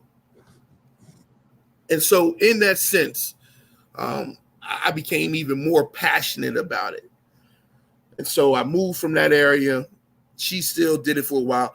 She had the nerve to post my work as her own on Facebook. Drove me crazy, but I let her get away with it. You know, you still mad about it. Low key, you know, and so then I started working at then I went to the spot in Chester. They had a hydroponic system. I helped them fix that up, get that going, then help them redo their community garden there for their master garden class. Then I started working in the area I'm working in now with some people, and as we developed this thing, I started talking to the community and getting involved. And so now I'm helping my mom's church do a community garden, just a little bit. I ain't doing all, just a little bit, but I am helping. And, I'm trying to use this as a means to help generate healthy communities. And even if it isn't successful with everyone, if I can just get 5 or 10 people just to start to communicate and just show each other some ideas of compassion. If it's over growing lettuce and cucumbers and having a big salad, I think it's more than worth it. I love that. Yeah. So that's where I'm at. I want to show Juju because I think I'm always talking about one way of growing. Hydroponics. Yeah. Yeah, I'm great to show what I did during COVID. Yeah, the master gardener at my community garden had me tend to the hydroponic farm in the community garden while he was on vacation. I was so nervous. I didn't want to mess it up and kill everything. Because, you have to go and you have to temp it and you have to check the chemical solution in the water reservoir, make sure that that's where it needs to be. And if not, you got to add the stuff in it to get it, to the levels you need to be. I was so nerve-wracked, y'all. Oh, boy, it was a time. But while you get that, John Nix said one more thing. You're good. Tell them the relation between the microbes in the soil and the microbes in your gut. Saying microbes, huh? See, John, you're pushing me too. I promise you, John. I was instructed clearly to deal with this because this introduction show, so you just want to get a little bit. But then when we the next show, fine. Y'all gonna have it. Y'all gonna get it. Okay. I can't help what bad juju does, but so yeah. He got a couple breakdown lactose basilica for them. Yeah, boy. John on it, boy. I'm gonna have to recruit John. He at work to be your co-host because my God, love it. So with the gut biome. So now we're going to get into. I'm just going to break it down. John said this is good too. I just want to tell you, so keep it going. Oh, Mark. thank you. Yeah. Let me mute. So they're finding this relationship. So I talked about the art of growing, the tendency and just the science of it. But now we can get into the human health, right? Some of the benefits that they're finding. So they may not be the exact same bacteria, but they're in the bacteria family. But you do find some correlations between that. And basically what's going on is the food that we're getting tend to get through the grocery stores are heavily processed. And a lot of the beneficial bacteria isn't getting into your system as it has before. So you notice you'll start seeing more and more grocery stores talking about local produce. What they're trying to do is to do this thing that has to do with the gut biome. So let's imagine this. There are families of bacteria, right, that exist both in the soils and waters all around you. I did a friendship bread is a prime example. Friendship bread is where you build your own yeast from scratch with just plain old flour and water, and you build up yeast and this bacteria that formulates together. Then you can, over the course of 7 days, keep breeding it.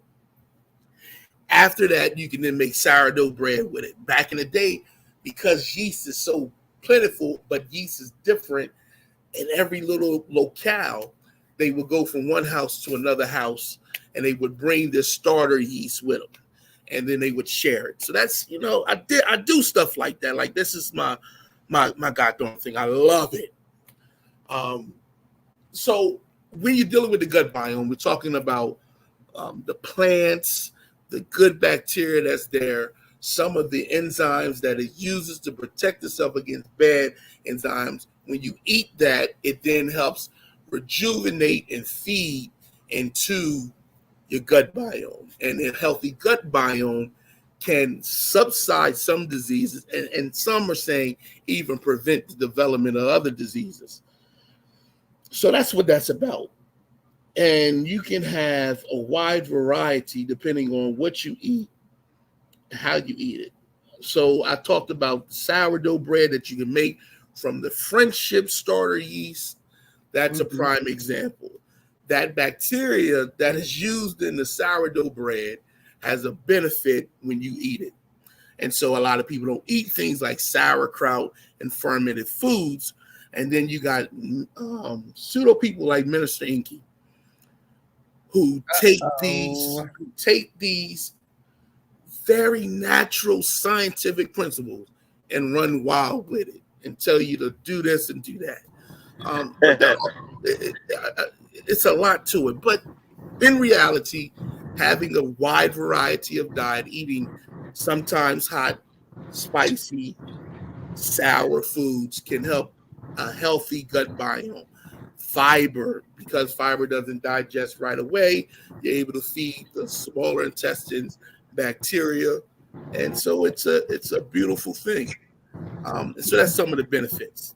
You got some people on the panel. Go ahead, holla at the people. Pseudo-Killer officials. What's good? What's good, bro? Hey man, I see you over here about to invent a new potato. Y'all heard you was gonna make a new potato. Yeah, that's my little side project. I love French fries. He about to make a potato. So listen.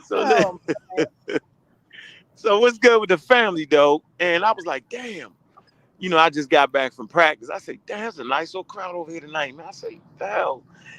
And I know that's your passion right there, man. So I'm glad, man, you can kind of express your passion to everybody. But and it's important. Why is it important? Because I went to a graduation last year at University of Georgia, and there were nothing but Asian students, European students from India getting a doctorate degree in agriculture, and I was like, damn, it's like it's something we're not even thinking about. Like it's so crucial. It changed humanity. So the fact that that there's a show that we can kind of educate the people on that, and not in a pseudo way, I think that's a valuable tool for the community, man. So yeah, man, I'm being full support of this, man. I'm being here with my pen and pad, and I like a little farming too. I got a little land, so that growing stuff is fun. We all grew stuff growing up, like you take the sunflower seeds and grow them. You ever did that before? Yeah. We all started doing that. Crazy. Yeah. So yeah, but yeah, man, good work, yo. I'm right here. Let's have some fun, bro. Miss Tiffany, holla at the people, sis. Lady Killer. Hey y'all. We just came up here to troll Marcus a little bit. No, I'm just playing. Hey Marcus. Hey Miss Tiff. Congratulations. We're gonna be waiting on that new potato. I know, right? I need some new and improved French fries. It's kind of hard to do, man. I it's kind of hard, man. It's It's a dream and a hope of mine. I don't know how successful I'll be. What kind of credentialing are you going to get to back yourself up? Huh? What kind of credentials are you going to be getting to back yourself up? Well, I already got 2. I took Master Gardener classes in 2. Yeah, he never told y'all that. He's actually a master gardener. He told me. Recently though, right? Okay. Yeah, I did it for. Ben told us that. Louisiana is at the top. All right, Juju, let that man tell us. Yeah, I did it for Louisiana State University, and then I did it for Delaware. And so I do that, and then I also work with the 4-H program, which is teaching youth agricultural sciences and part of the agro business world. I do that. And then I do peer-to-peer counseling, which I'm trying to get out of the peer-to-peer counseling because it's time consuming, but it is what it is. And then I've started community gardens and help other people. So that's just where I'm at. Whether I go to school for it and finish it. I actually went to school for 2 years in high school. I was telling them that. You told me. Funny. Yeah, a Votech school, and then they shut the program down because somebody did something wild. Somebody did something wild. Uh-huh. Well, I got a question for you. Congratulations, that's awesome. So is the black plants better than all other plants? Oh, man. The black rice, the black plants have more nutrients and minerals and all that. You mean the black silk plants? Black tree. I'm done. The black tree, the black root, the black bark, the black corn. Family, beautiful black. I don't know what that is. Truth be told, some of them are dangerous. Like the black walnut plant is dangerous. It kills all other plants. You can't even grow things next to. Well, you can grow some plants, but you got to be real specific on which ones are immune to the chemicals they release because it's a plant killer. How important is composting to the work that you do, and how do you incorporate that into your your teaching and sharing knowledge? Well, right now I have a 2-year worm compost going right now. That's going excellent. What I did is I introduced Canadian night crawlers. They're American night crawlers here too, but I introduced Canadian night crawlers to my worm compost. I have it protected so they don't get out, so I can keep it going through the winter. Our winters are a lot softer, a lot warmer than Canada, so that turned out to be really good. Earlier, I talked about using certain types of plants. They refer to them as scavenger plants that can dig deep and bring up micronutrients from deep in the soil and bring it up to their leaves, and then you would compost that. As ways to try to eliminate using so much fertilizer.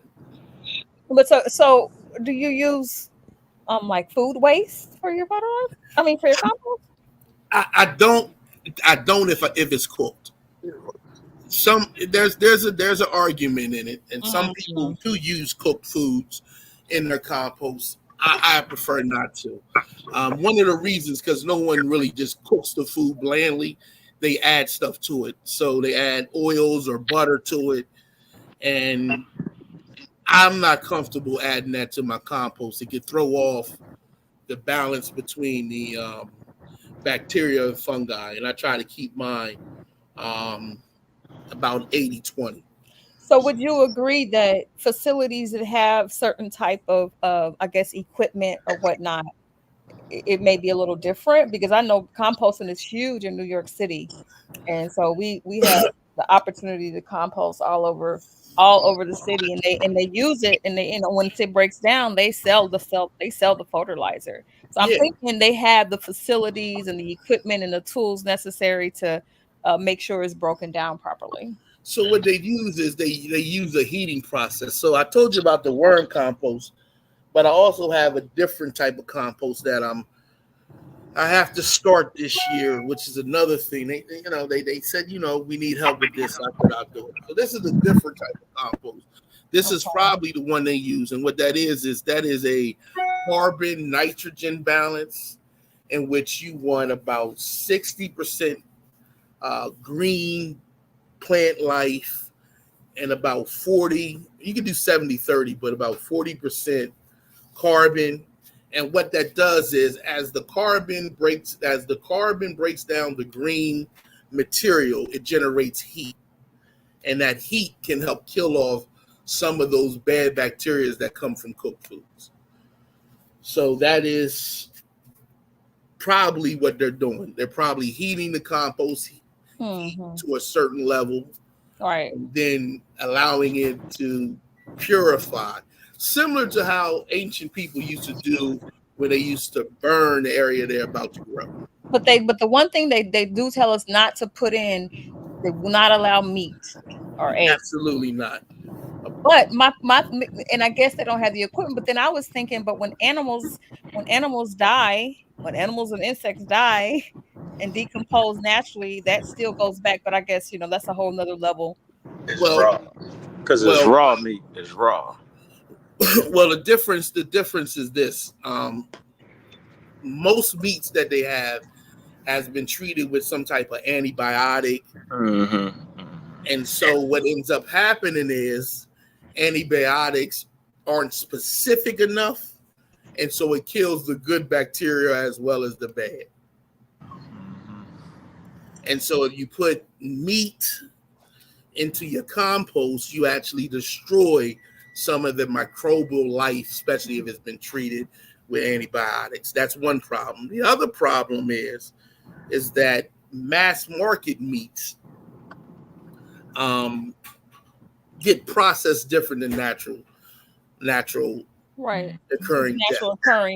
Right. So if an animal would die in the wildlife, it would be more maggots that would break it down, consume most of the bad bacteria that exist in that. And then you would have a wider range of insects that could help break down some of the harmful metals that you would find in there. So that's the difference. But if you was to do something like permaculture, you wouldn't use meats as much in there. But there is some studies out now that talk about rotating specific animals in a specific way that they could then maybe be able to use some of the byproducts after an animal dies. Okay. Interesting. We have a couple questions from the chat. I'm going to start with trees. It says permaculture products are known to have a relatively short shelf life after harvesting. Any pro tips? So that is true. And so if y'all remember, I mentioned that we would have to, the reason why regenerative permaculture farming, one of the challenges is that you would have to go to seasonal crops. And this is one of the additional problems that come with that. What do I mean? When they want to bring strawberries from California to the East Coast, West Coast to the East Coast of the United States, they pluck them early where they're still mostly green, so that when it reaches the retail store over here, it's ripened or at least close to ripened. You lose some flavor in it. Doesn't taste the best. When you do permaculture, on the other hand, you only grow strawberries in season. And so because of that, you can extend the plant life even more. So if you go to seasonal crops, you can do better. That requires you to change your diet, though. Right. And getting comfortable with that. And some people may not be comfortable with that, but you can do a blend. You can still buy the fruits and vegetables that you want out of season from a grocery store, while still doing your in-season crops for permaculture. That's one way. The other way is to process it. So I don't have pictures of it, but if I was to take my phone and show you a cabinet, you will see a lot of dry beans, a lot of dry teas, And so that's another way you can extend shelf life by using canning processes and stuff like that. Got it.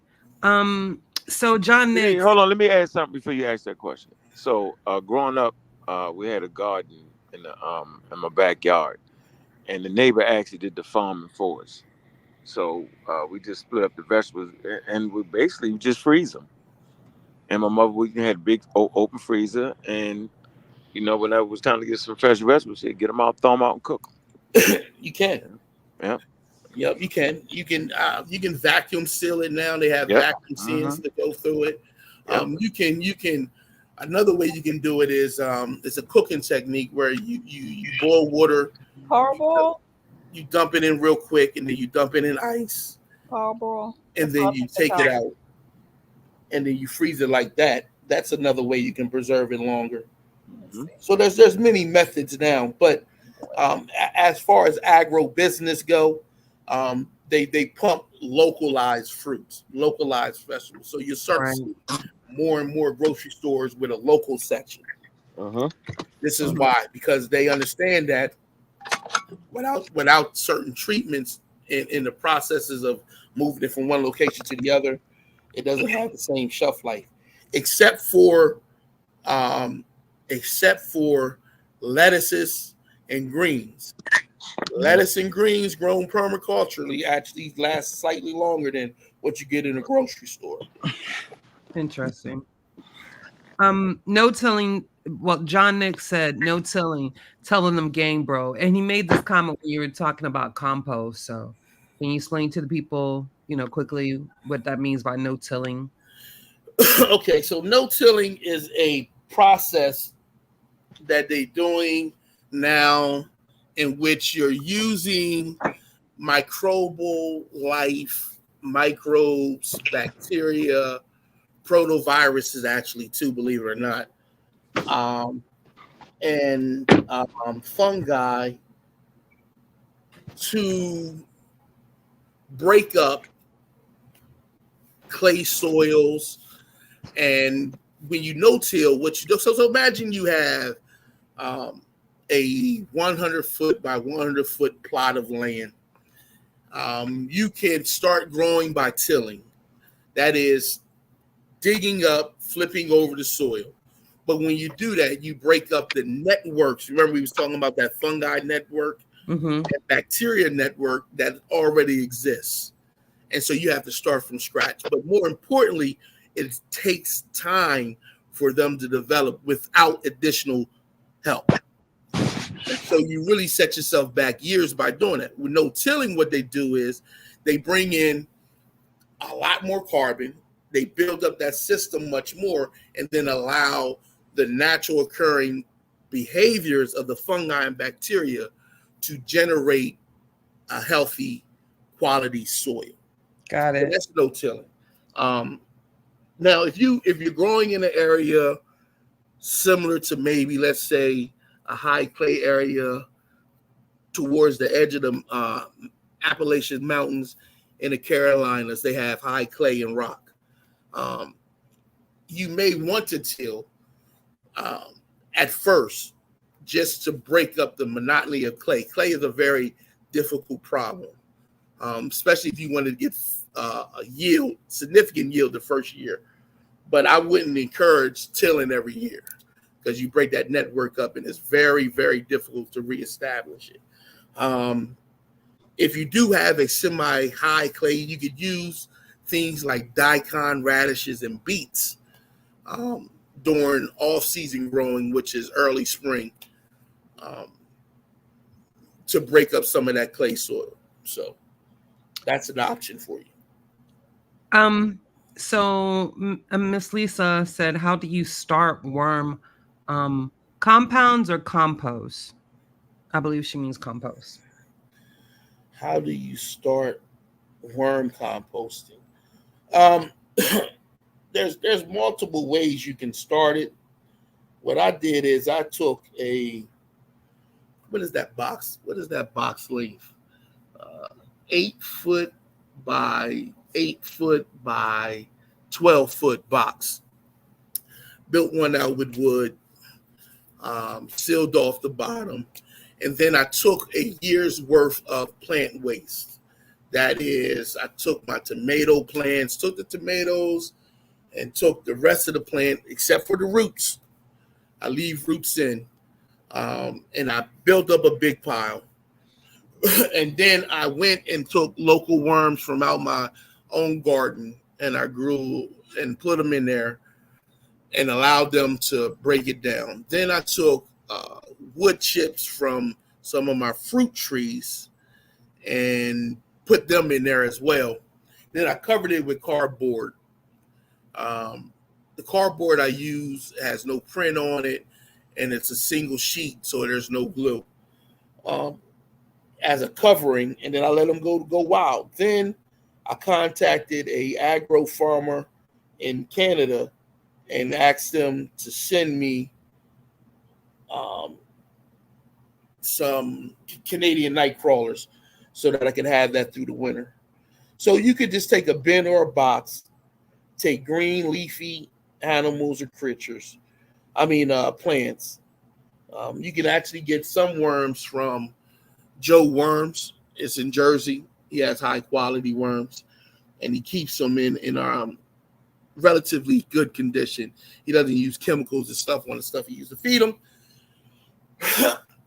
He sends them in a bag, partially frozen.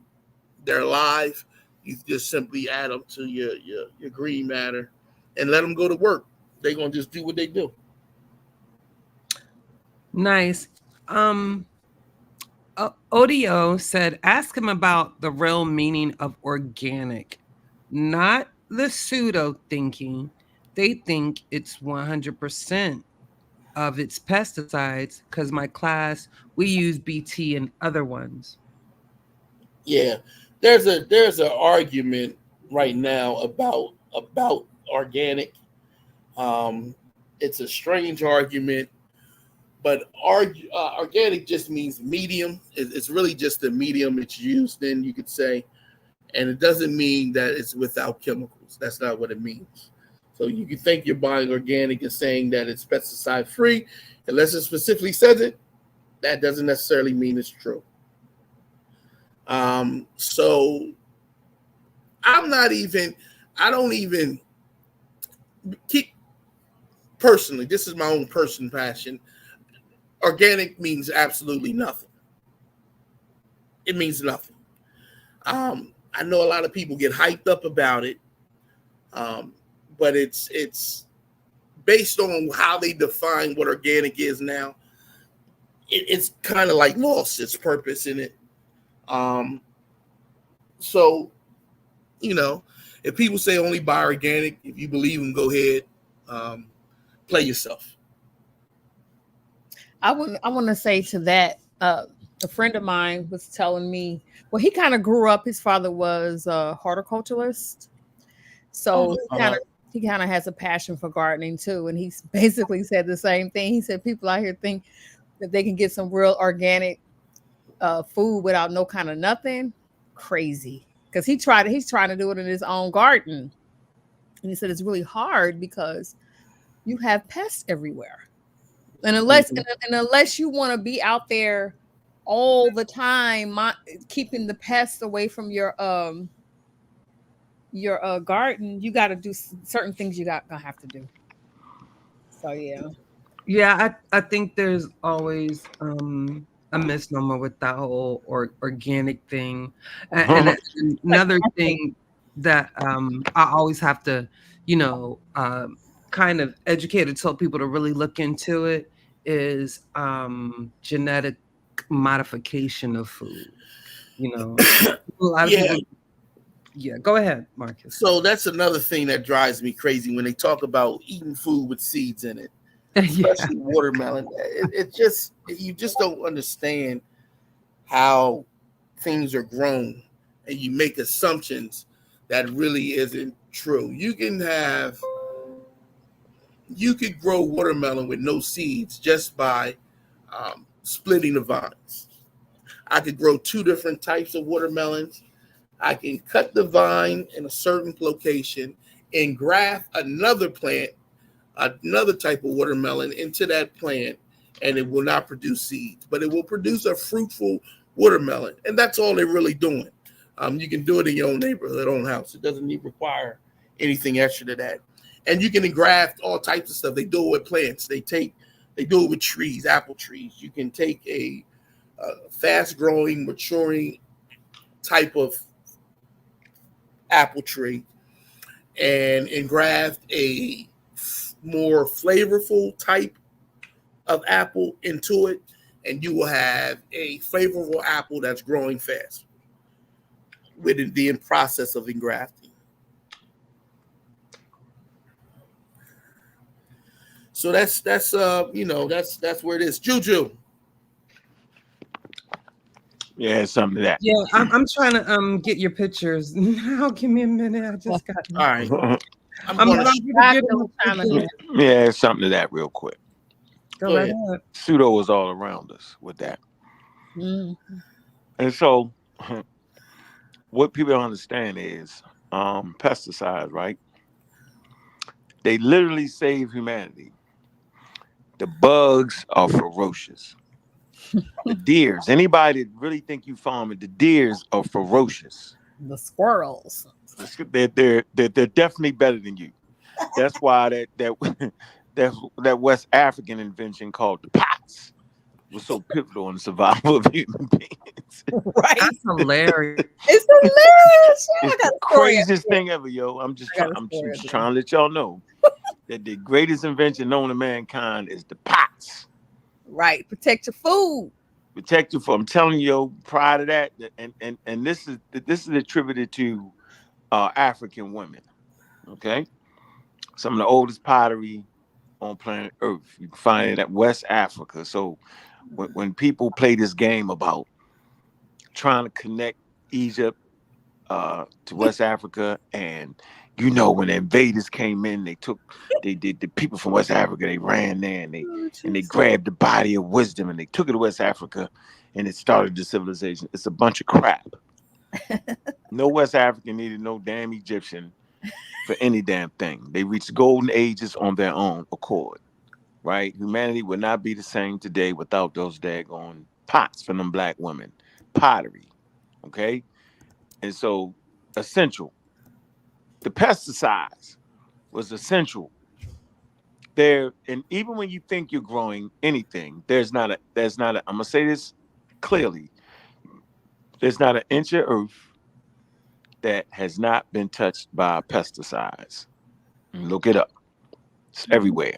Okay. So they just getting better now. Like, so you have invasive species.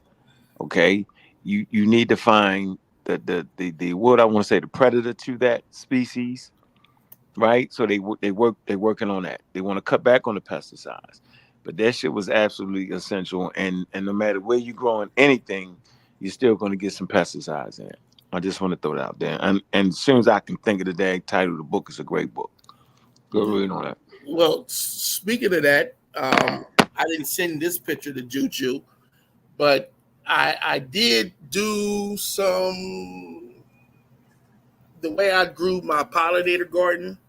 I created a good habitat for predatory insects. So I have a lot of, matter of fact, last year I found the blue-tailed wasp, which is a predatory insect for different types of beetles in my chamomile. So I don't think I told them already that you're going to have to, if you live in the city, you're going to have to do soil tests, and you're going to find that a lot of soil's just contaminated with things, and you're not going to be able to get around it. But you can minimize its effect to some degree. Pesticides, it is what it is. You're not going to get out of with the forever chemicals, with the plastics. The cycles in Earth spread stuff around, and so it's just there now. You'll find forever plastics in the rain, in Antarctica, in the North Pole. You'll find pesticides and herbicides in the same places. But we talked about what some of those problems came from. It came from monoculture, right? So when you have monoculture, you create an environment for only specific type of insects. You eliminate competition. You deplete soil nutrients fast, and it creates a chain of events. They recognize that now. They're using different methods to try to address it. And so that's just where we at. I just wanted to share a funny story. Probably most of you have experienced it. I'm just talking about how you got to protect your food. I mean, I'm in New York City. I don't have birds run up on me when I had pizza, to take whatever part of the pizza they can take and run off with it, to squirrels running up on me after I leave Whole Foods, all up in my shopping bag. So I'm just saying, nature is something else. So we have to have, as humans, that that's wild.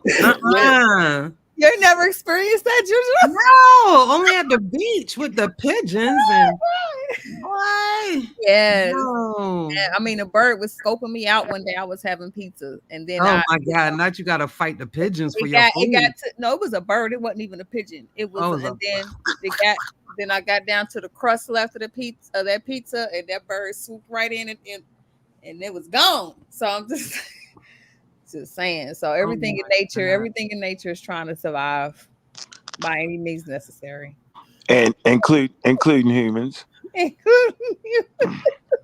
So it's a struggle for life, man. And farming, and so all right. How about when people deny evolution, right? And then they don't look at let me see, what the hell did the daggone humans created? I believe humans created collard greens. I'm trying to figure out for what plant? What was it? Cauliflower? Yeah, so that's the that's the brassica family. That's the brassica family, and so they took a wild type of mustard plant and they grew it. Mustard plant. Yeah, they grew it for a specific part of the plant, and out of that plant, you think you get 7. You get collard greens, mustard greens, broccoli, cauliflower. You get Brussels sprouts. You get rhubarb, something like that, some wild name, and you get one more thing, it's the yellow part of the plant. But yeah, go ahead. So no, and so there you have it. You got genetically altered.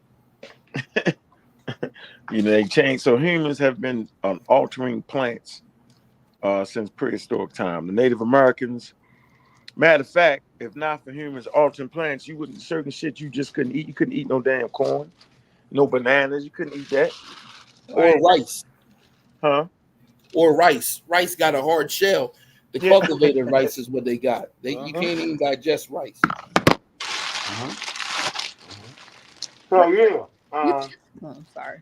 So I just think that's important to bring that out because people just say any damn thing, bro. They say anything about anything, and it's the craziest thing ever. Genetic don't alter, don't eat genetically altered foods. You're gonna alter your genetics. The shit is crazy, bro. So we, you know what I mean. So I think it's just healthy to have some real farming. Talk about some real damn farming, and because it's crazy, bro. So the future, you think the hydro farming is gonna be a real huge wave of the future? I'm actually trying. That's what I'm trying to get now. Is my hydroponic plants that I grew during COVID. Me and my family ate salad quite a bit during that period of time from my hydroponic setup. There are some drawbacks to hydroponics, but it will be useful, especially in areas that have drought problems. So hydroponics works well because the water that exists only goes to the plants that need it. So that's the main positive for hydroponics. The issue is though that when they first was picturing it, they didn't quite understand how many micronutrients to have a healthy plant you needed. And so it's about working on that formula, that mixture that you would mix into your hydroponics to ensure that the wide variety of plants that you would want to grow can do it. And then there's the problem with your root crops, your carrots and your potatoes. They'll be sitting in water and they'll rot before you have a chance to eat it. So, there's some drawbacks. I think more and more people will use hydroponics, especially in areas that dealing with water quality and the lack of water. I think what's going to move forward is aquaponics and fishery. I think that's going to increase.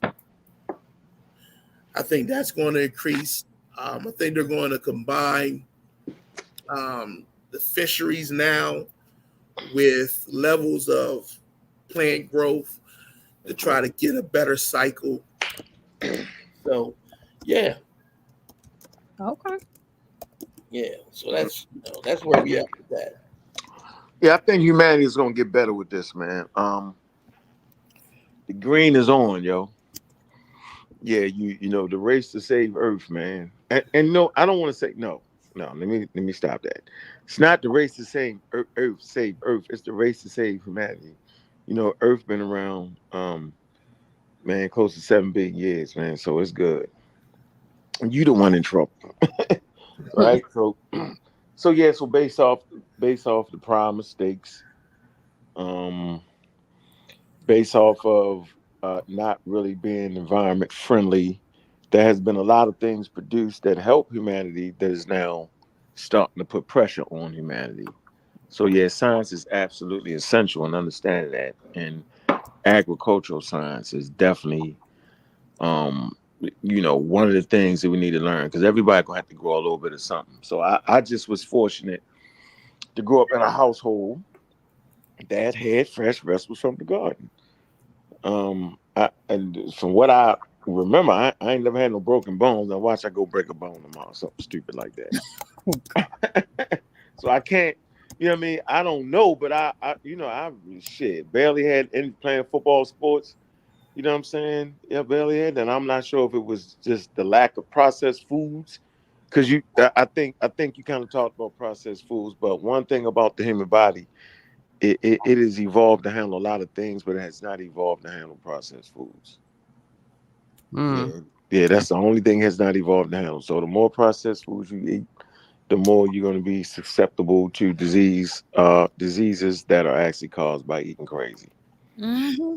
So that's real. So that's not pseudo. Right.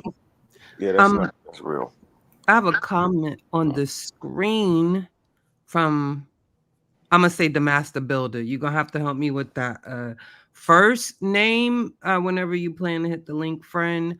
But it says Jolanda Zachary, I'm doing some things in my city and will be embarking on a community garden project. And I would like to know if Chilembwe would be open to giving some advice.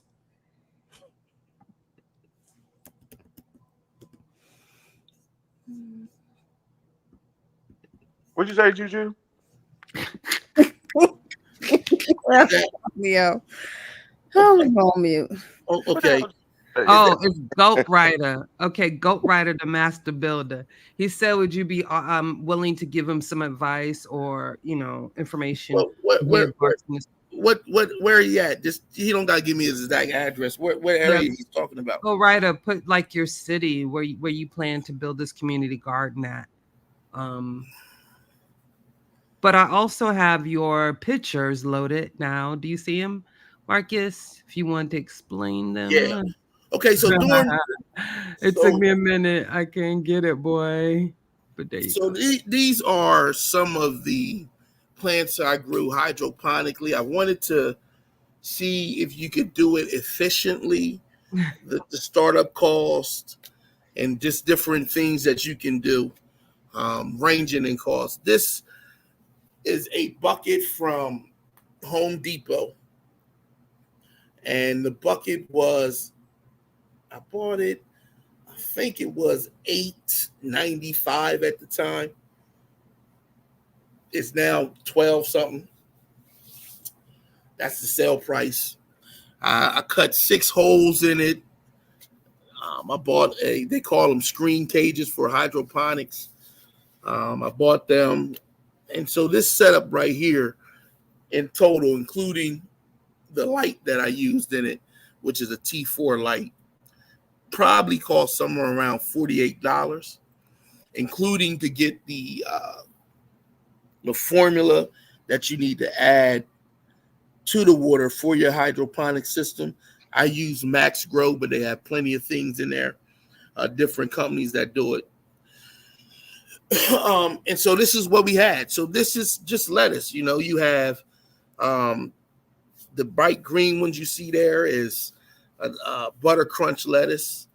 Some of the dark, the screeny ones that's on the front, that's a type of arugula.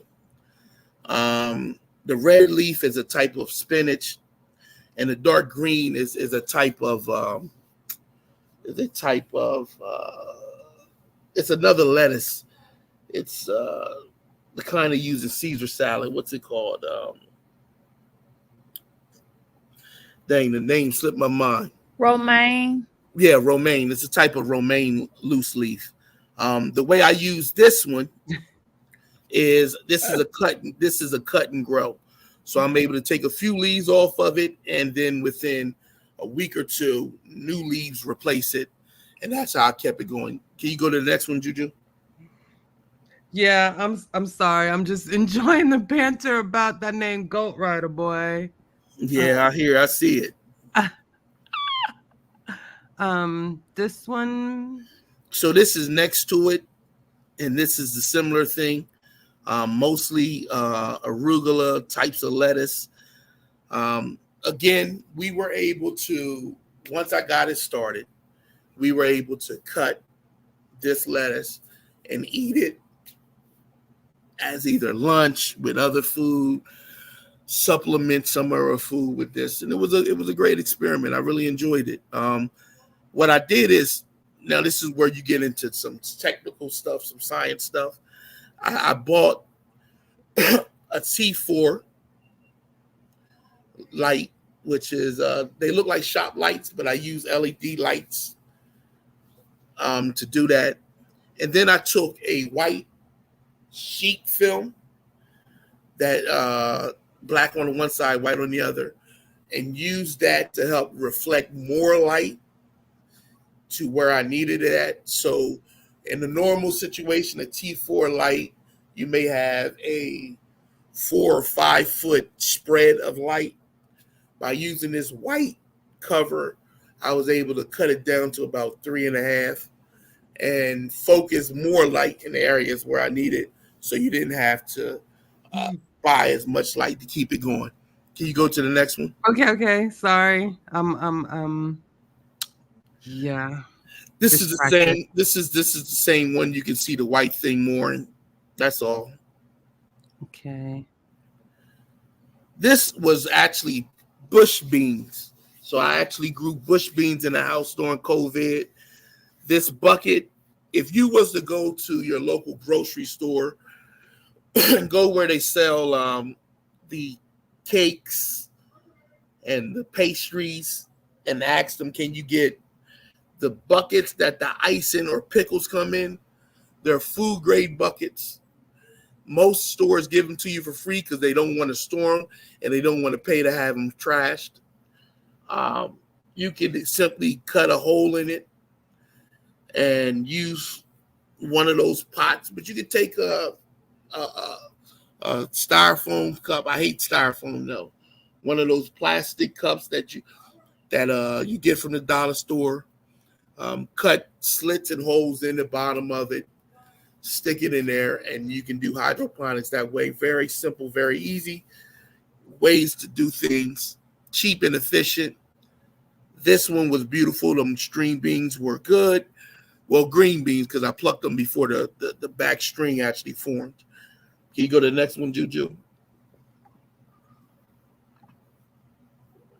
Now these were actually simple mason jars. and I used the same principle, right? And we did the same thing. We just grew it like that, and we just plucked it, took the leaves off, and ate. Sometimes we used tuna fish. We put the lettuce on there, some tomatoes on there, and so that's what I did in 2020 during COVID while I was home. That's it, Juju. Okie dokie. I figured it out. Oh my God. Emailing is always the better way. I got you. It's all good though. I was going to show my sunflowers and my legumes. Go ahead. Nodules. Send them the same way. I figured it out. You better hold back some of them growing materials there. I just gotta say the chat funny. I feel like I need to leave the room, but What? no, we're just thanking everybody like Go Ryder, the Master Builder, for being here and supporting the show, along with storytelling and garden. Like those are some of the newer viewers we've had on, especially storytelling on a couple of shows. So I just want to let them know how appreciative we are for them supporting our platform, particularly shows like this, and I believe the other shows, because they're actually beneficial. They don't exhibit what most of the conflict community exhibits. And that's why we're here. Real science, scientific literacy, advocacy is what we're about. What's up? No more sleepwalking. Yeah, you speak for yourself. I'm all about that contact and conflict all day. I was about to say, tag the shade. I'm just gonna speak for I'm about that. I'm about that life. I wasn't throwing no shade to nobody. I definitely wasn't feeling no shade. I definitely, because I'm a shining damn star. Sun, heat on them damn pseudos. yeah, because if you listen to pseudos, yo, you wouldn't even be able to grow no damn plants. If you listen to pseudos, you be running around with a Dr. Sebi diet, talking about don't eat no genetically altered plants and shit. Humans been genetically altering plants from day one. And they be telling you to put crystals on the plants, and that's all the nutrients they need and stuff. What you say, Miss Tiffany? Go ahead. And instead of going to school, you just talk to the plant. You just talk to the plant. Let's talk about that. Let's talk about that. Let's talk about the mischaracterization. The mischaracterization of a brother that practice high-level agricultural science. Right. The community has reduced them to a quack. Think about that, yo. Right. And he went out to the field and he talked to the peanut plant. Yeah, George Washington Carver. And he played and he talked to it and it grew and the plant told him what to do. Mm-hmm. No, it was that high-level education. I think he went to Harvard somewhere. He went. Right. It was the high level. It was the high level degree this man got in a time period that it wasn't fashionable for a man to get that level. And you know what he did? He went back and he helped farmers, right? He helped farmers. He gave them different things to do. So it wasn't based off of talking to no damn plants. But you know what? The wild community, right? The pseudo community have promoted that. Yep. I ain't never heard of nowhere else. You go read up on the man, they don't even talk about him talking to no damn plants. Most ridiculous thing I ever heard, just crazy. So yeah, I'm not never doing that. I'm not never sitting back. I'm not never laying back on that. And I'm gonna always say something about that, yo. So I'm gonna stay in conflict with these pseudos all day, every day. It is what it is. I accept my life. You accept yours. And with that, folks, I just want to take us out with some heat, Marcus. You know what I'm saying? Don't come over here, babe. Don't come over here. Get on that. Marcus? Can you top that? You keep all that friendly fire, boy. Yeah, but that's George Washington Carver. That's what they say, but I don't take no medicine for it. So they made it up, yo. You can't talk to a plant. The plant ain't gonna tell you nothing. Yeah, but it's what you learn about the plants that allow you to manipulate the plants. It's about understanding nature. It's about learn about nature. A good quick one for y'all. So y'all know that Europeans was actually breeding too close. Probably the whole of humanity was doing that, right? And in reality, Charles Darwin figured it out. So how did he figure it out?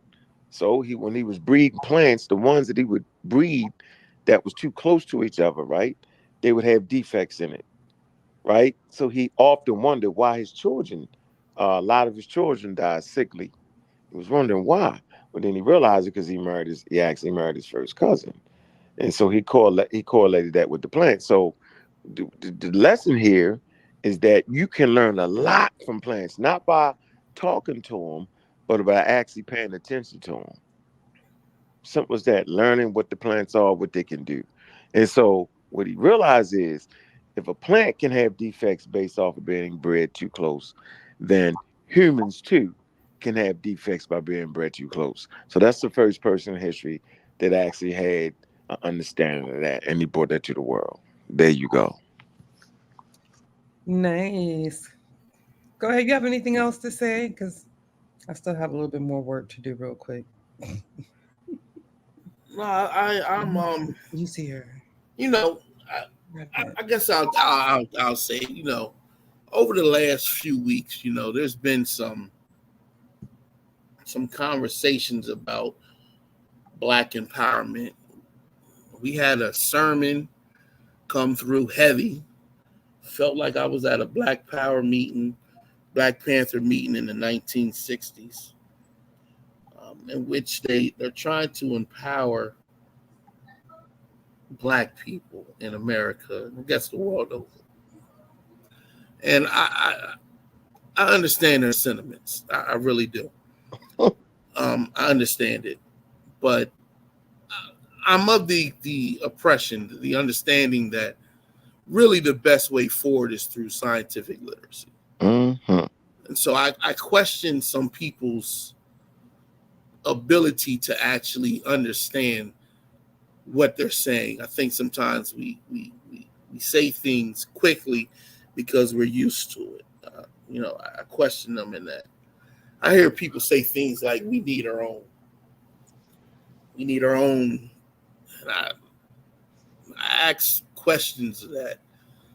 What are you going to do about water purity? Are you going to let people defecate and use the bathroom anywhere so you contaminate the water and you get diphtheria and all types of bacteria and viruses? What are you going to do about food sustainability? How are you going to manage that? How are you going to allocate resources to sustain it? It's not cheap. It's not cheap. It takes information, knowledge. If you were to just deal with a place, you have to understand the watershed, the elevations that take place throughout the area. What animals and creatures can carry diseases, that can spread diseases. How do you manage that? How do you sustain an environment in which children can play safely, right? Where you have predatory animals, because you do have animals that are willing to eat and attack humans.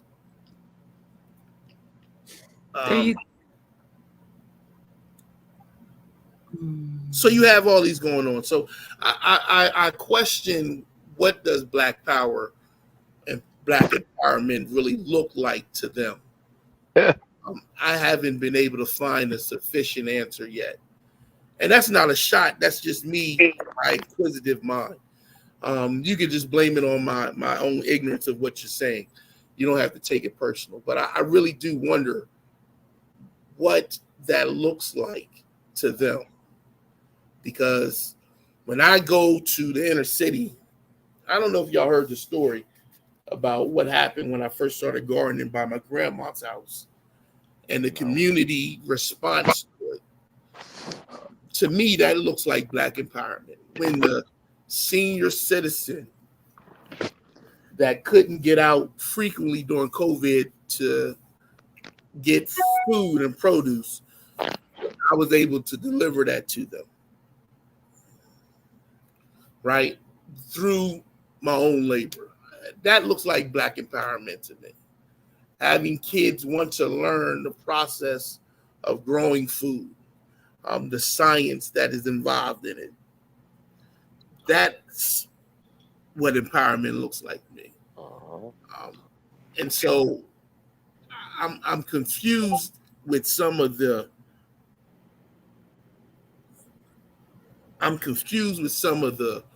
conversation and some of the anger when we're really trying to establish healthiness. I said in the Discord, why isn't the National Society of Black Engineers considered Black culture, considered the excellence of Blackness? I just don't get it. But while Pseudos is fighting the power, Inky is killing people. Right. Fake Ali Muhammad is scamming. I just don't get it. But again, that's why we here. Some people know my past. Know I can get wild sometimes. And I think I have a compassion for that energy. I just think that it could be directed in a more efficient way, a more effective way, a way that breeds generational benefits over time. You know, I'm sensitive to y'all concern and pain about the Black condition, but I don't think people really know what the Black condition is, and I don't think they understand the importance of that. So, well, I was angry at first, but now I'll be honest. I really pity people now. Instance of pity, because I just don't get it. And listen, don't get it personal. It's me. Told y'all Marcus be getting angry. Huh? Hey, Marcus. You be going there. Yeah, well, you know, Marcus, I get it, Marcus. See, I definitely get it. I've been around long enough to get it, so I actually get it. They scam. See, that's the scam. Here we go. I think. All right. No, it's the scam. I'm saying. I know y'all say don't use the word. Ms. Tiff say call them drifters. That's funny as hell. Grifter. A drifter. That's wild. Grifter. Bamboozler. Grifter. Do we have any other words? It's grifter, not drifter. It's a grifter with a G, right? With a G. Okay, Baltimore. Come on. Oh, I'm sorry. Okay, what else we got? You got a bamboozler. Charlotte. How about charlatan? Hey, Marcus, how about charlatan? We just start calling them charlatans. I mean, that's what Dr. Sabi is. Absolutely. He made the Wikipedia page for charlatan. Man. That's what made the Hall of Fame for being a charlatan. We said, listen, he's the top-notch charlatan, yo. If you make the Wikipedia page for being a charlatan, you're a star, yo. So I think all these names fit comfortably, and I gave my reasons why. My reasons were very simple and very elegant with grace. We're here to empower the community. We're not here to take you back to the 40s, Jim Crow laws, where everybody was damn black. We're not here to do that. We're here to actually, hopefully, point you in a direction where you get the tools to help change your life. Like some scientific literacy, right? You can use scientific literacy to understand the world you live in, to help your civic affairs, promote education, because you're going to need education going forward, whether that education be through college or whether it be through programs that teach you a trade. It's still going to school. So we should never be afraid to go into school for extra learning, okay?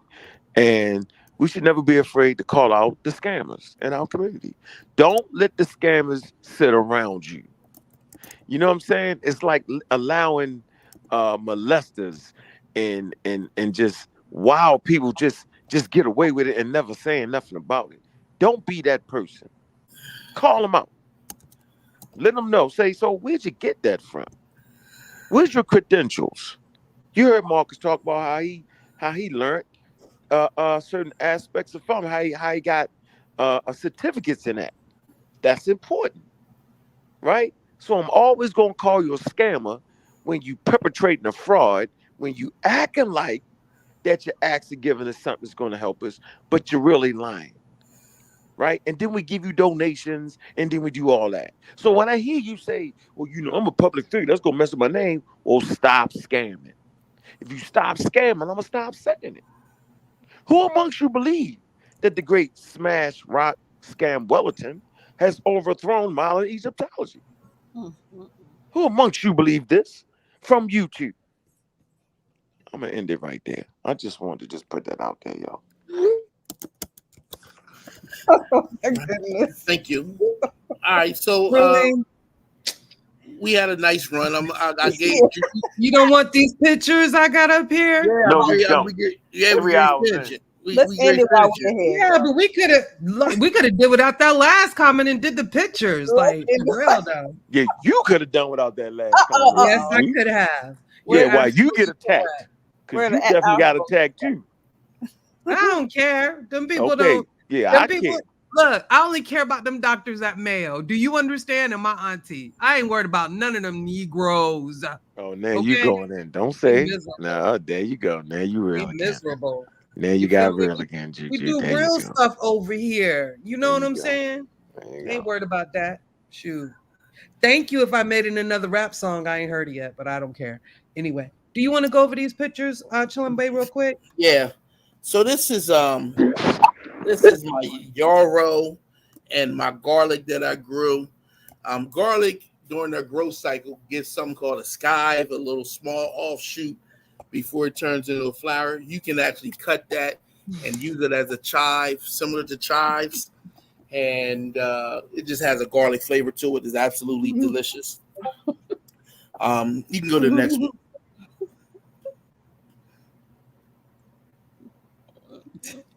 I'm sorry. It's all right. I'm distracted by the chat. I know So- I talked to my pet, so Right. Yes. So this is They ain't serious about that though, is he? well, What? they have all different types of meditative practices. Maybe not, maybe not. I don't know. Marcus know he be out there talking to them plants. Stop it, y'all. That shit. Nah, I don't talk to the plants. I don't have no reason to. You don't say Listen. nothing. You don't say nothing when you out there at all. You Hell never say no, nothing? not to the plants. Nah, I Never don't say- need to. Yeah, Oh, okay. yeah. I did start by saying it's very therapeutic for me though. Yeah, So and I know- it's not with me talking because I don't like to talk. I like quietness. So. Oh, so you don't even ask. I can't tell, Marcus. But Silent, anyway, huh? I know my people in my family would Yeah. sing when they were planting and gardening. You know what I'm saying? So I don't know, but I just saw something. I didn't vet it, but I'm just saying, and it showed like this microscopic or some type of picture that was supposed to be plants communicating with each other. So just maybe we'll get into that on the show and really see what's the validity in that. Okay. The validity in what though, Juju? Did Juju? I told you to end the show like 5 minutes. The validity in what though, Juju? Marcus, why don't you tell people No, what I'm this asking is you a from here? question, Juju. The validity in what? I don't know. They say plants communicate. No, come on, Juju, with that crazy ass shit. I'm gonna chat GPT it. No, we ain't got a chat GB. Come Oh, we on, yo. do. We definitely do. We're gonna chat No, dude, we already fought a war over that. Y'all missed that war? So we can't ask ChatGPT? Go No, ahead. did you miss Ask the war? ChatGPT No, did you miss you the ever war, listen yo? I'm asking ChatGPT, doggone it. No, y'all missed the What was war, the yo? war? I don't remember. I We've had wasn't so Let them many. know, Kent, we fought a war over that, yo. Well, I'll We've ask had so many. Concrete Corey, look, Y'all listen, the war didn't was between me, Kent, and Concrete Corey Head. Y'all know that, right? Oh my God. Concrete Corey Head swore that talking plants helped them grow. What? I'm letting you know, yo, we wore them out. Yeah, I'm not saying that because I Beat them unsensibly. right. But that's all we're actually talking about, though. Plants are gonna No, go we're back. not, because plants That's communicating with themselves is different from people talking to plants and Oh, communicating. man, yo, come on, yo. So No, y'all gonna switch it now? What we doing? No, We we're switching? not switching it. We're talking about two different things. Oh, Nobody said what y'all talking about? My fault. Marcus I was is feeling talking like about Kent. his picture on the screen right I now. was feeling like Kent kicking that door. Yeah, y'all Yeah. I smelled the pseudo But wind coming don't in. hit the door in the face of Ken, the new Hey Ken, I subscribers. smelled the Don't wind do coming that. in. I Don't smell do some that. wind coming. I say, I smell the twinge of the pseudo. All right, go ahead. Wow. So I built a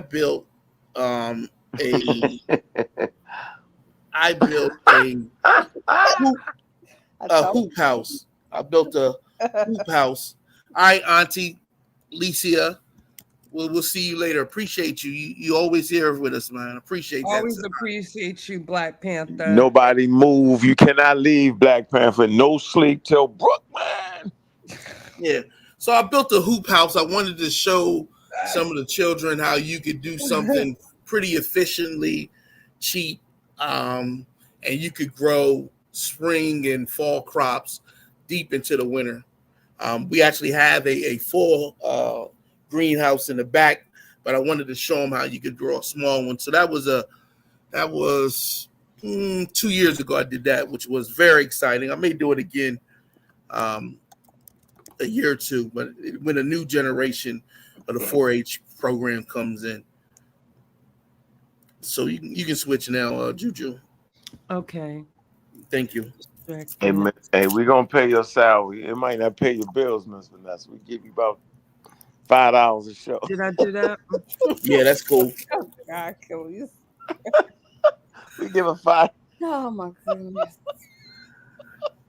Get yourself some water, some cold water. Thank you, Miss Lisa. Miss Lisa's gonna get you. Go ahead, get yourself some water. You We let can't afford to Marcus get you a drink. Get finish? some water. Y'all's like the loud people in the back of the movie theater. Would they say the black man, people? That's man, I always can't believe y'all in the want some movie. talk about plants. Who in this daggone chat talking about talking to plants, man? Everybody. I'm George chatting. Martin talking to plants and took notes. Y'all, that's funny as hell. That's hilarious. Ladies and gentlemen. Oh, Jesus. Oh, man. Wait a minute. Anthony said he almost got jumped saying that wasn't true. He said, growing up, wait a minute. I can't do it right now. Take the picture. But he said, growing up in the farming community, that subject is a touchy one. And then they got jumped saying that wasn't true. ChatGPT says the psychological benefits of talking to plants. People may talk to their plants for psychological reasons. It can provide a sense of companionship, reduce stress, and enhance overall experience of caring for the plants. You can do that to a brick wall too. When you're in a jail cell, you can talk to yourself. You're right. People can, yeah, you're right. Yep. Yeah, that one of the conversations we were saying that talking to the plant let you learn about the damn plant to the point where, to the level that George Washington Carver had. Right. He got to the level because he actually understood nature. Right. He went to school. He went to school and he understood nature, right, through science. Right. Mm-hmm. Right. The other shit is funny, cracking jokes. So we can talk to the plants, whatever we want. You can do whatever you want. You always have mythology and cultural relevance into behavior, and so farmers talk to their plants. I mean, that's just most of them do. Whether it's fruitful, Thank you, Marcus. Yeah, whether it benefits them or not is really irrelevant because it helps them. Right. So I'm the big phones, bro. I don't actually talk to my plants. That's not my means of therapy. One day I'll talk to you about the bacteria in the soil and what it's actually doing to you. At least that's another good show. So we'll talk about that actually tell you exactly what's going on after it rains, that smell you feel, and that how some people it can relieve stress and release dopamine. It's a long story, but we can discuss it. Remember, I was trying to stay general. I was giving strict orders. Stay where you at. 2.5 hours in, I think. Yeah, we in. But it's been a good 3 hours, though. So I'm flying. Yeah, so this picture right here, we talked about the legumes. So this is mine. This right here was a sugar snap pea. that I grow. I grow sugar snap peas 3 times a year, early spring, late spring, and fall. Usually do the similar thing. It is one of the plants that I allow the children at the community center to come and eat. They can come and grab it anytime they're outside, enjoy it. I got a little small bucket of water, or we have water on the side, the community garden part, and they can go rinse them off and eat them. It is very delicious. If you do ever grow them, you can take them and dehydrate them, add a little olive oil, a little salt to them, and eat them almost like vegetable chips. And they have a little sweet taste to them when you do that. So these little white knobs that you see in there, they're actually the part that we were talking about where the bacteria has a symbiotic relationship with the roots of the legume plants, and they create these little white nodules filled with nitrogen, and then when they decompose, it releases new nitrogen from the air into the ground that can help save on some of the input costs of fertilizers. You can go to the next one, Juju.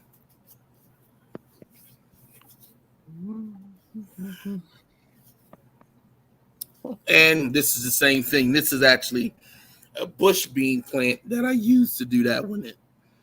So, that's just what we do. So you can see those nodules. You can see how it works. You can see some of the rich root system that takes place.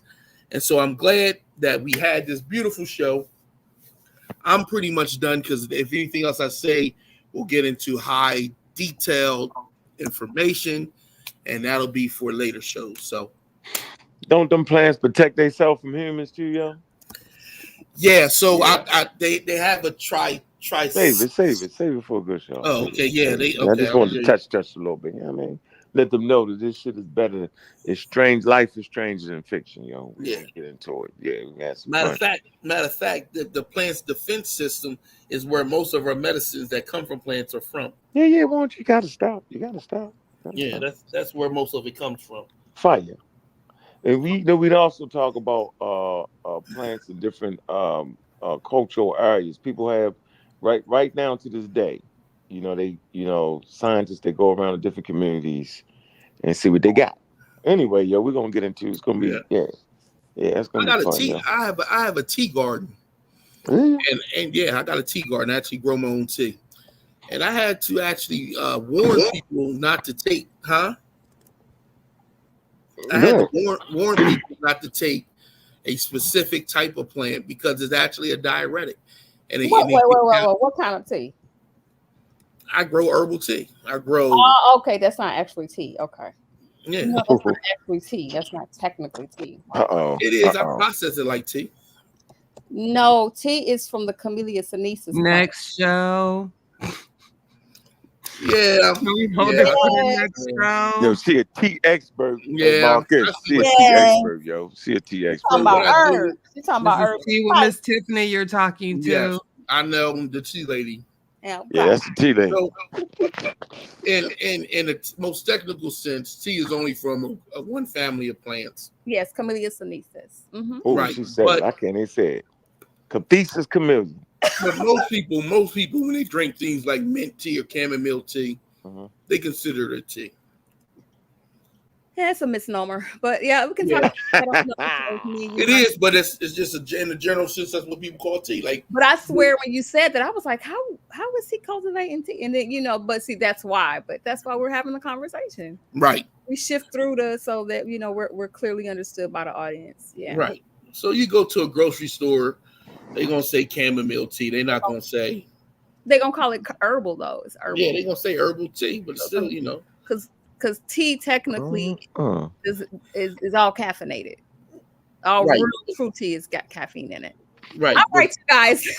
But do they call it herbal tea? Final comments, please. No, I'm just asking. Before I start doing that Jeopardy music. That stuff is not considered tea. Scientifically, it's not considered tea. But do they call it tea? Yeah, but it's a misnomer. It's one of those things that. So I grow the misnomer tea. Just say you grow. Just say you grow flowers and herbs and spices. Flowers. I grow the Miss Normalcy. But the point I was making was that one of the plants is a diuretic and it counteracts hydrochloride. Okay. And so I had to warn people not to just take it. That's why I said I let the kids take only certain plants. Because what happened? It counteracts with, so you're on hydrochloride, a water pill, blood pressure pill. Oh. If you drink echinacea, that's actually the plant that I'm talking about. It works as a diuretic too, and so you can drop your blood pressure too much. Oh yeah, diuretic. Yeah, that's what they got. Yeah, so I had to warn people because they were coming up to the grabbing stuff. Takes the water off your organs, and if you do too much, you could be dehydrated also. Yeah, that's why it's important to get the shit synthesized because you know exactly how much you need. That's always the point, though. Yeah, we're gonna have some good ass conversations around plants, yo. I'm gonna go ahead and watch the Neil deGrasse thing on the plants. Was crazy as shit. I'm gonna be armed and dangerous. It's gonna be a fun show, yo. We're gonna have fun. Yeah, so we are. You know, we had 3 hours. I didn't intend to do that late. I really want a snack, a cookie. Yeah, fun. You know what I mean? Fun, yo. A carrot, anything. Yeah. Oh, I love mint. Any final words? Big up to Marcus. I was going to let you have it. Any final words, Miss Tiffany? I was just saying, big up to Marcus. Big up. You did your big up. Don't mess up the tea. Congratulations. We can't wait till that potato come out. Yeah, I'm working on that potato. Man. That's gonna be crazy, huh? Yeah, a pseudo potato, yo. You can look it up. It's a whole thing. They doing it. I told them they was doing it with apples already. We know, Marcus. We just give you a hard time. You know, doing what with apples? Oh God, we ain't gonna never end this show. What you say? Doing what with apples? Next show. Final comment. I tried to make sure you didn't do it. You're not supposed to answer them. You're just supposed to say, put your questions in the comments. Nah, you already talked about it. I want to hear it again. I missed it. So, you know, some plants require 2 different species of the same plant to pollinate successfully. Okay. And it creates new breeds all the time. And so there's 2 ways you can grow potatoes. You can use a seed potato, which is a potato that already has its genetic nomenclatures to it, and you chop it up at every eye level. They call them eyes, or they're little pits, and then you plant it, and it produces the same plant. But if you wanted to try to breed a new type of potato, because it's one of those cross species, then it takes 2 years. You have to grow it, let it go to its seed, and then replant the actual seeds from the plant. And then you'll get a crossbreed, and that's how you create new types of stuff, right? And wow. So, I do grow hibiscus, Juju. So, yeah, I love hibiscus and mint. Like I make spiced lemonades, and I use those. In I hate that. What is it? Well, I hate the purple shit, right? Cinnamon and ginger and a little bit of cayenne. So good. So what's the value of it? I mean, the slight medicinal properties is that most of those things are anti-inflammatory and they help increase your circulation. That's all. So it gives you a boner. Oh, I don't know about all that now. I'm telling you, ain't that what it is? The Jamaican shit, right? Am I wrong? Oh, I don't know. I just drink it because that's every time I go to a Jamaican party, they got sorrel. Sometimes it's got liquor in it, and sometimes it doesn't. I don't know. And that's all they know. And they had a lot of hibiscus tea in Egypt. Actually, everywhere we went, every hotel, that was what they greeted us with, is either warm or cold hibiscus tea. Oh, I hate that, man. Oh, okay. I love it. Purple. I love it. Do you have any Moroccan mint tea? Sweet tea? Me or, will they have it out there? Because it's I know you weren't in Morocco, but you were in that area. I didn't know it. So they did have like a spice store. That's the one thing I didn't go to, and that's the only thing I didn't go to. I didn't hear anything about that, anything about Moroccan or any type of tea. Though they are big on tea, and the one the Nubian village we went to, the house we went to, the wife made us homemade tea, but of course I asked her what it was. I just drank it. It was really good. But they're big on coffee too. So tea and coffee, and they do a lot of Turkish coffee. That's the only thing that I did here that I knew was like an import and wasn't like, you know, the culture. You know what I'm saying? So, but I'm not. Yeah, I didn't get too much into the spice thing. I heard you was running That around with the sounds Moors good. out there, yo. What? I heard you was running around with the Moors out there, yo. With the Moors? Do you have any evidence of that, sir? I might. You better not ever show that either, okay? You better not ever show that, okay? Yeah. That shit funny, yo. You You was better out there had a not ball do that your it. head down Like, for I real. need to see some You better not even show Miss Tiffany, Oh okay? man, Juju. What happens in Egypt, stay in Egypt. Don't play, Oh, don't man. play. Shoot. Anyway, Marcus, any final words? Because I'm finna cut. I'm finna I've been cut. trying to tell you to cut it.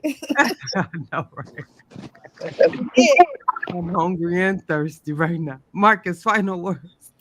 And we done Oh. messed up this whole good wholesome show with the shenanigans, but that's go ahead. Yeah, so I'm just, happy grateful that I was able to share some of my passion. I'm not sure when the next one's coming. It is my busy season, and I am trying to help them start a community garden at a church. And so that takes a lot of, I try to limit it, but time, while still trying to maintain what I'm doing in my local community. But I'm grateful for those who sat back and took a journey with me, as I talked about one of my passions, one of the things I enjoy, and some of the work that I enjoy doing that I find beneficial both for the community that I live in and the children and future generations. And so I am very, very grateful for those who sat and listened and this shared in this day's experience. I really appreciate it. Thank you. And with that, we out.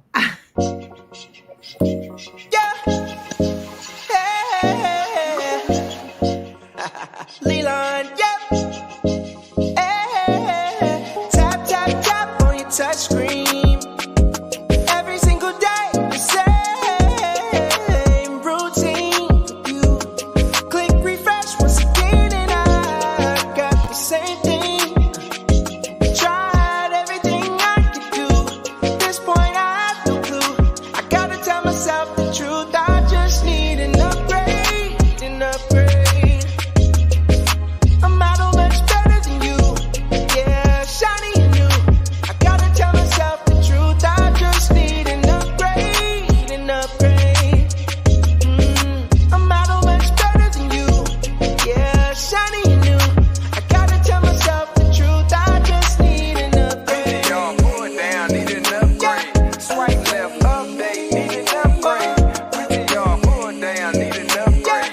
Swipe left, update, I need just an need upgrade. an upgrade. Y'all pull it down, need an upgrade. Swipe left, update, need an upgrade. Y'all pull it down, need an upgrade. Swipe left, update, need an upgrade. Knowing me, I'll probably be in a toxic relationship.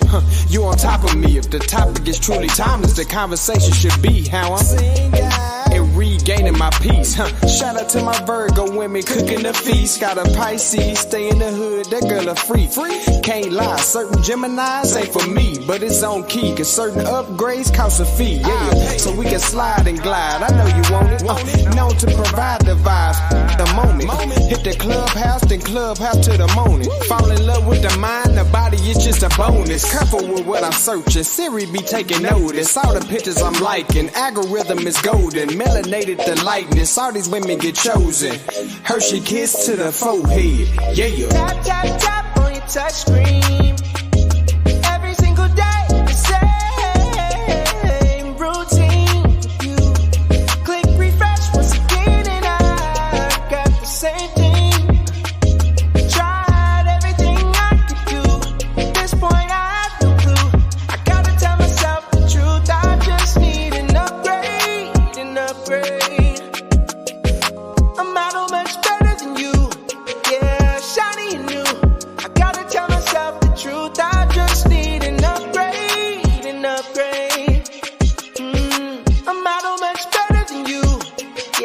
shiny and new. I gotta tell myself the truth, I just need enough.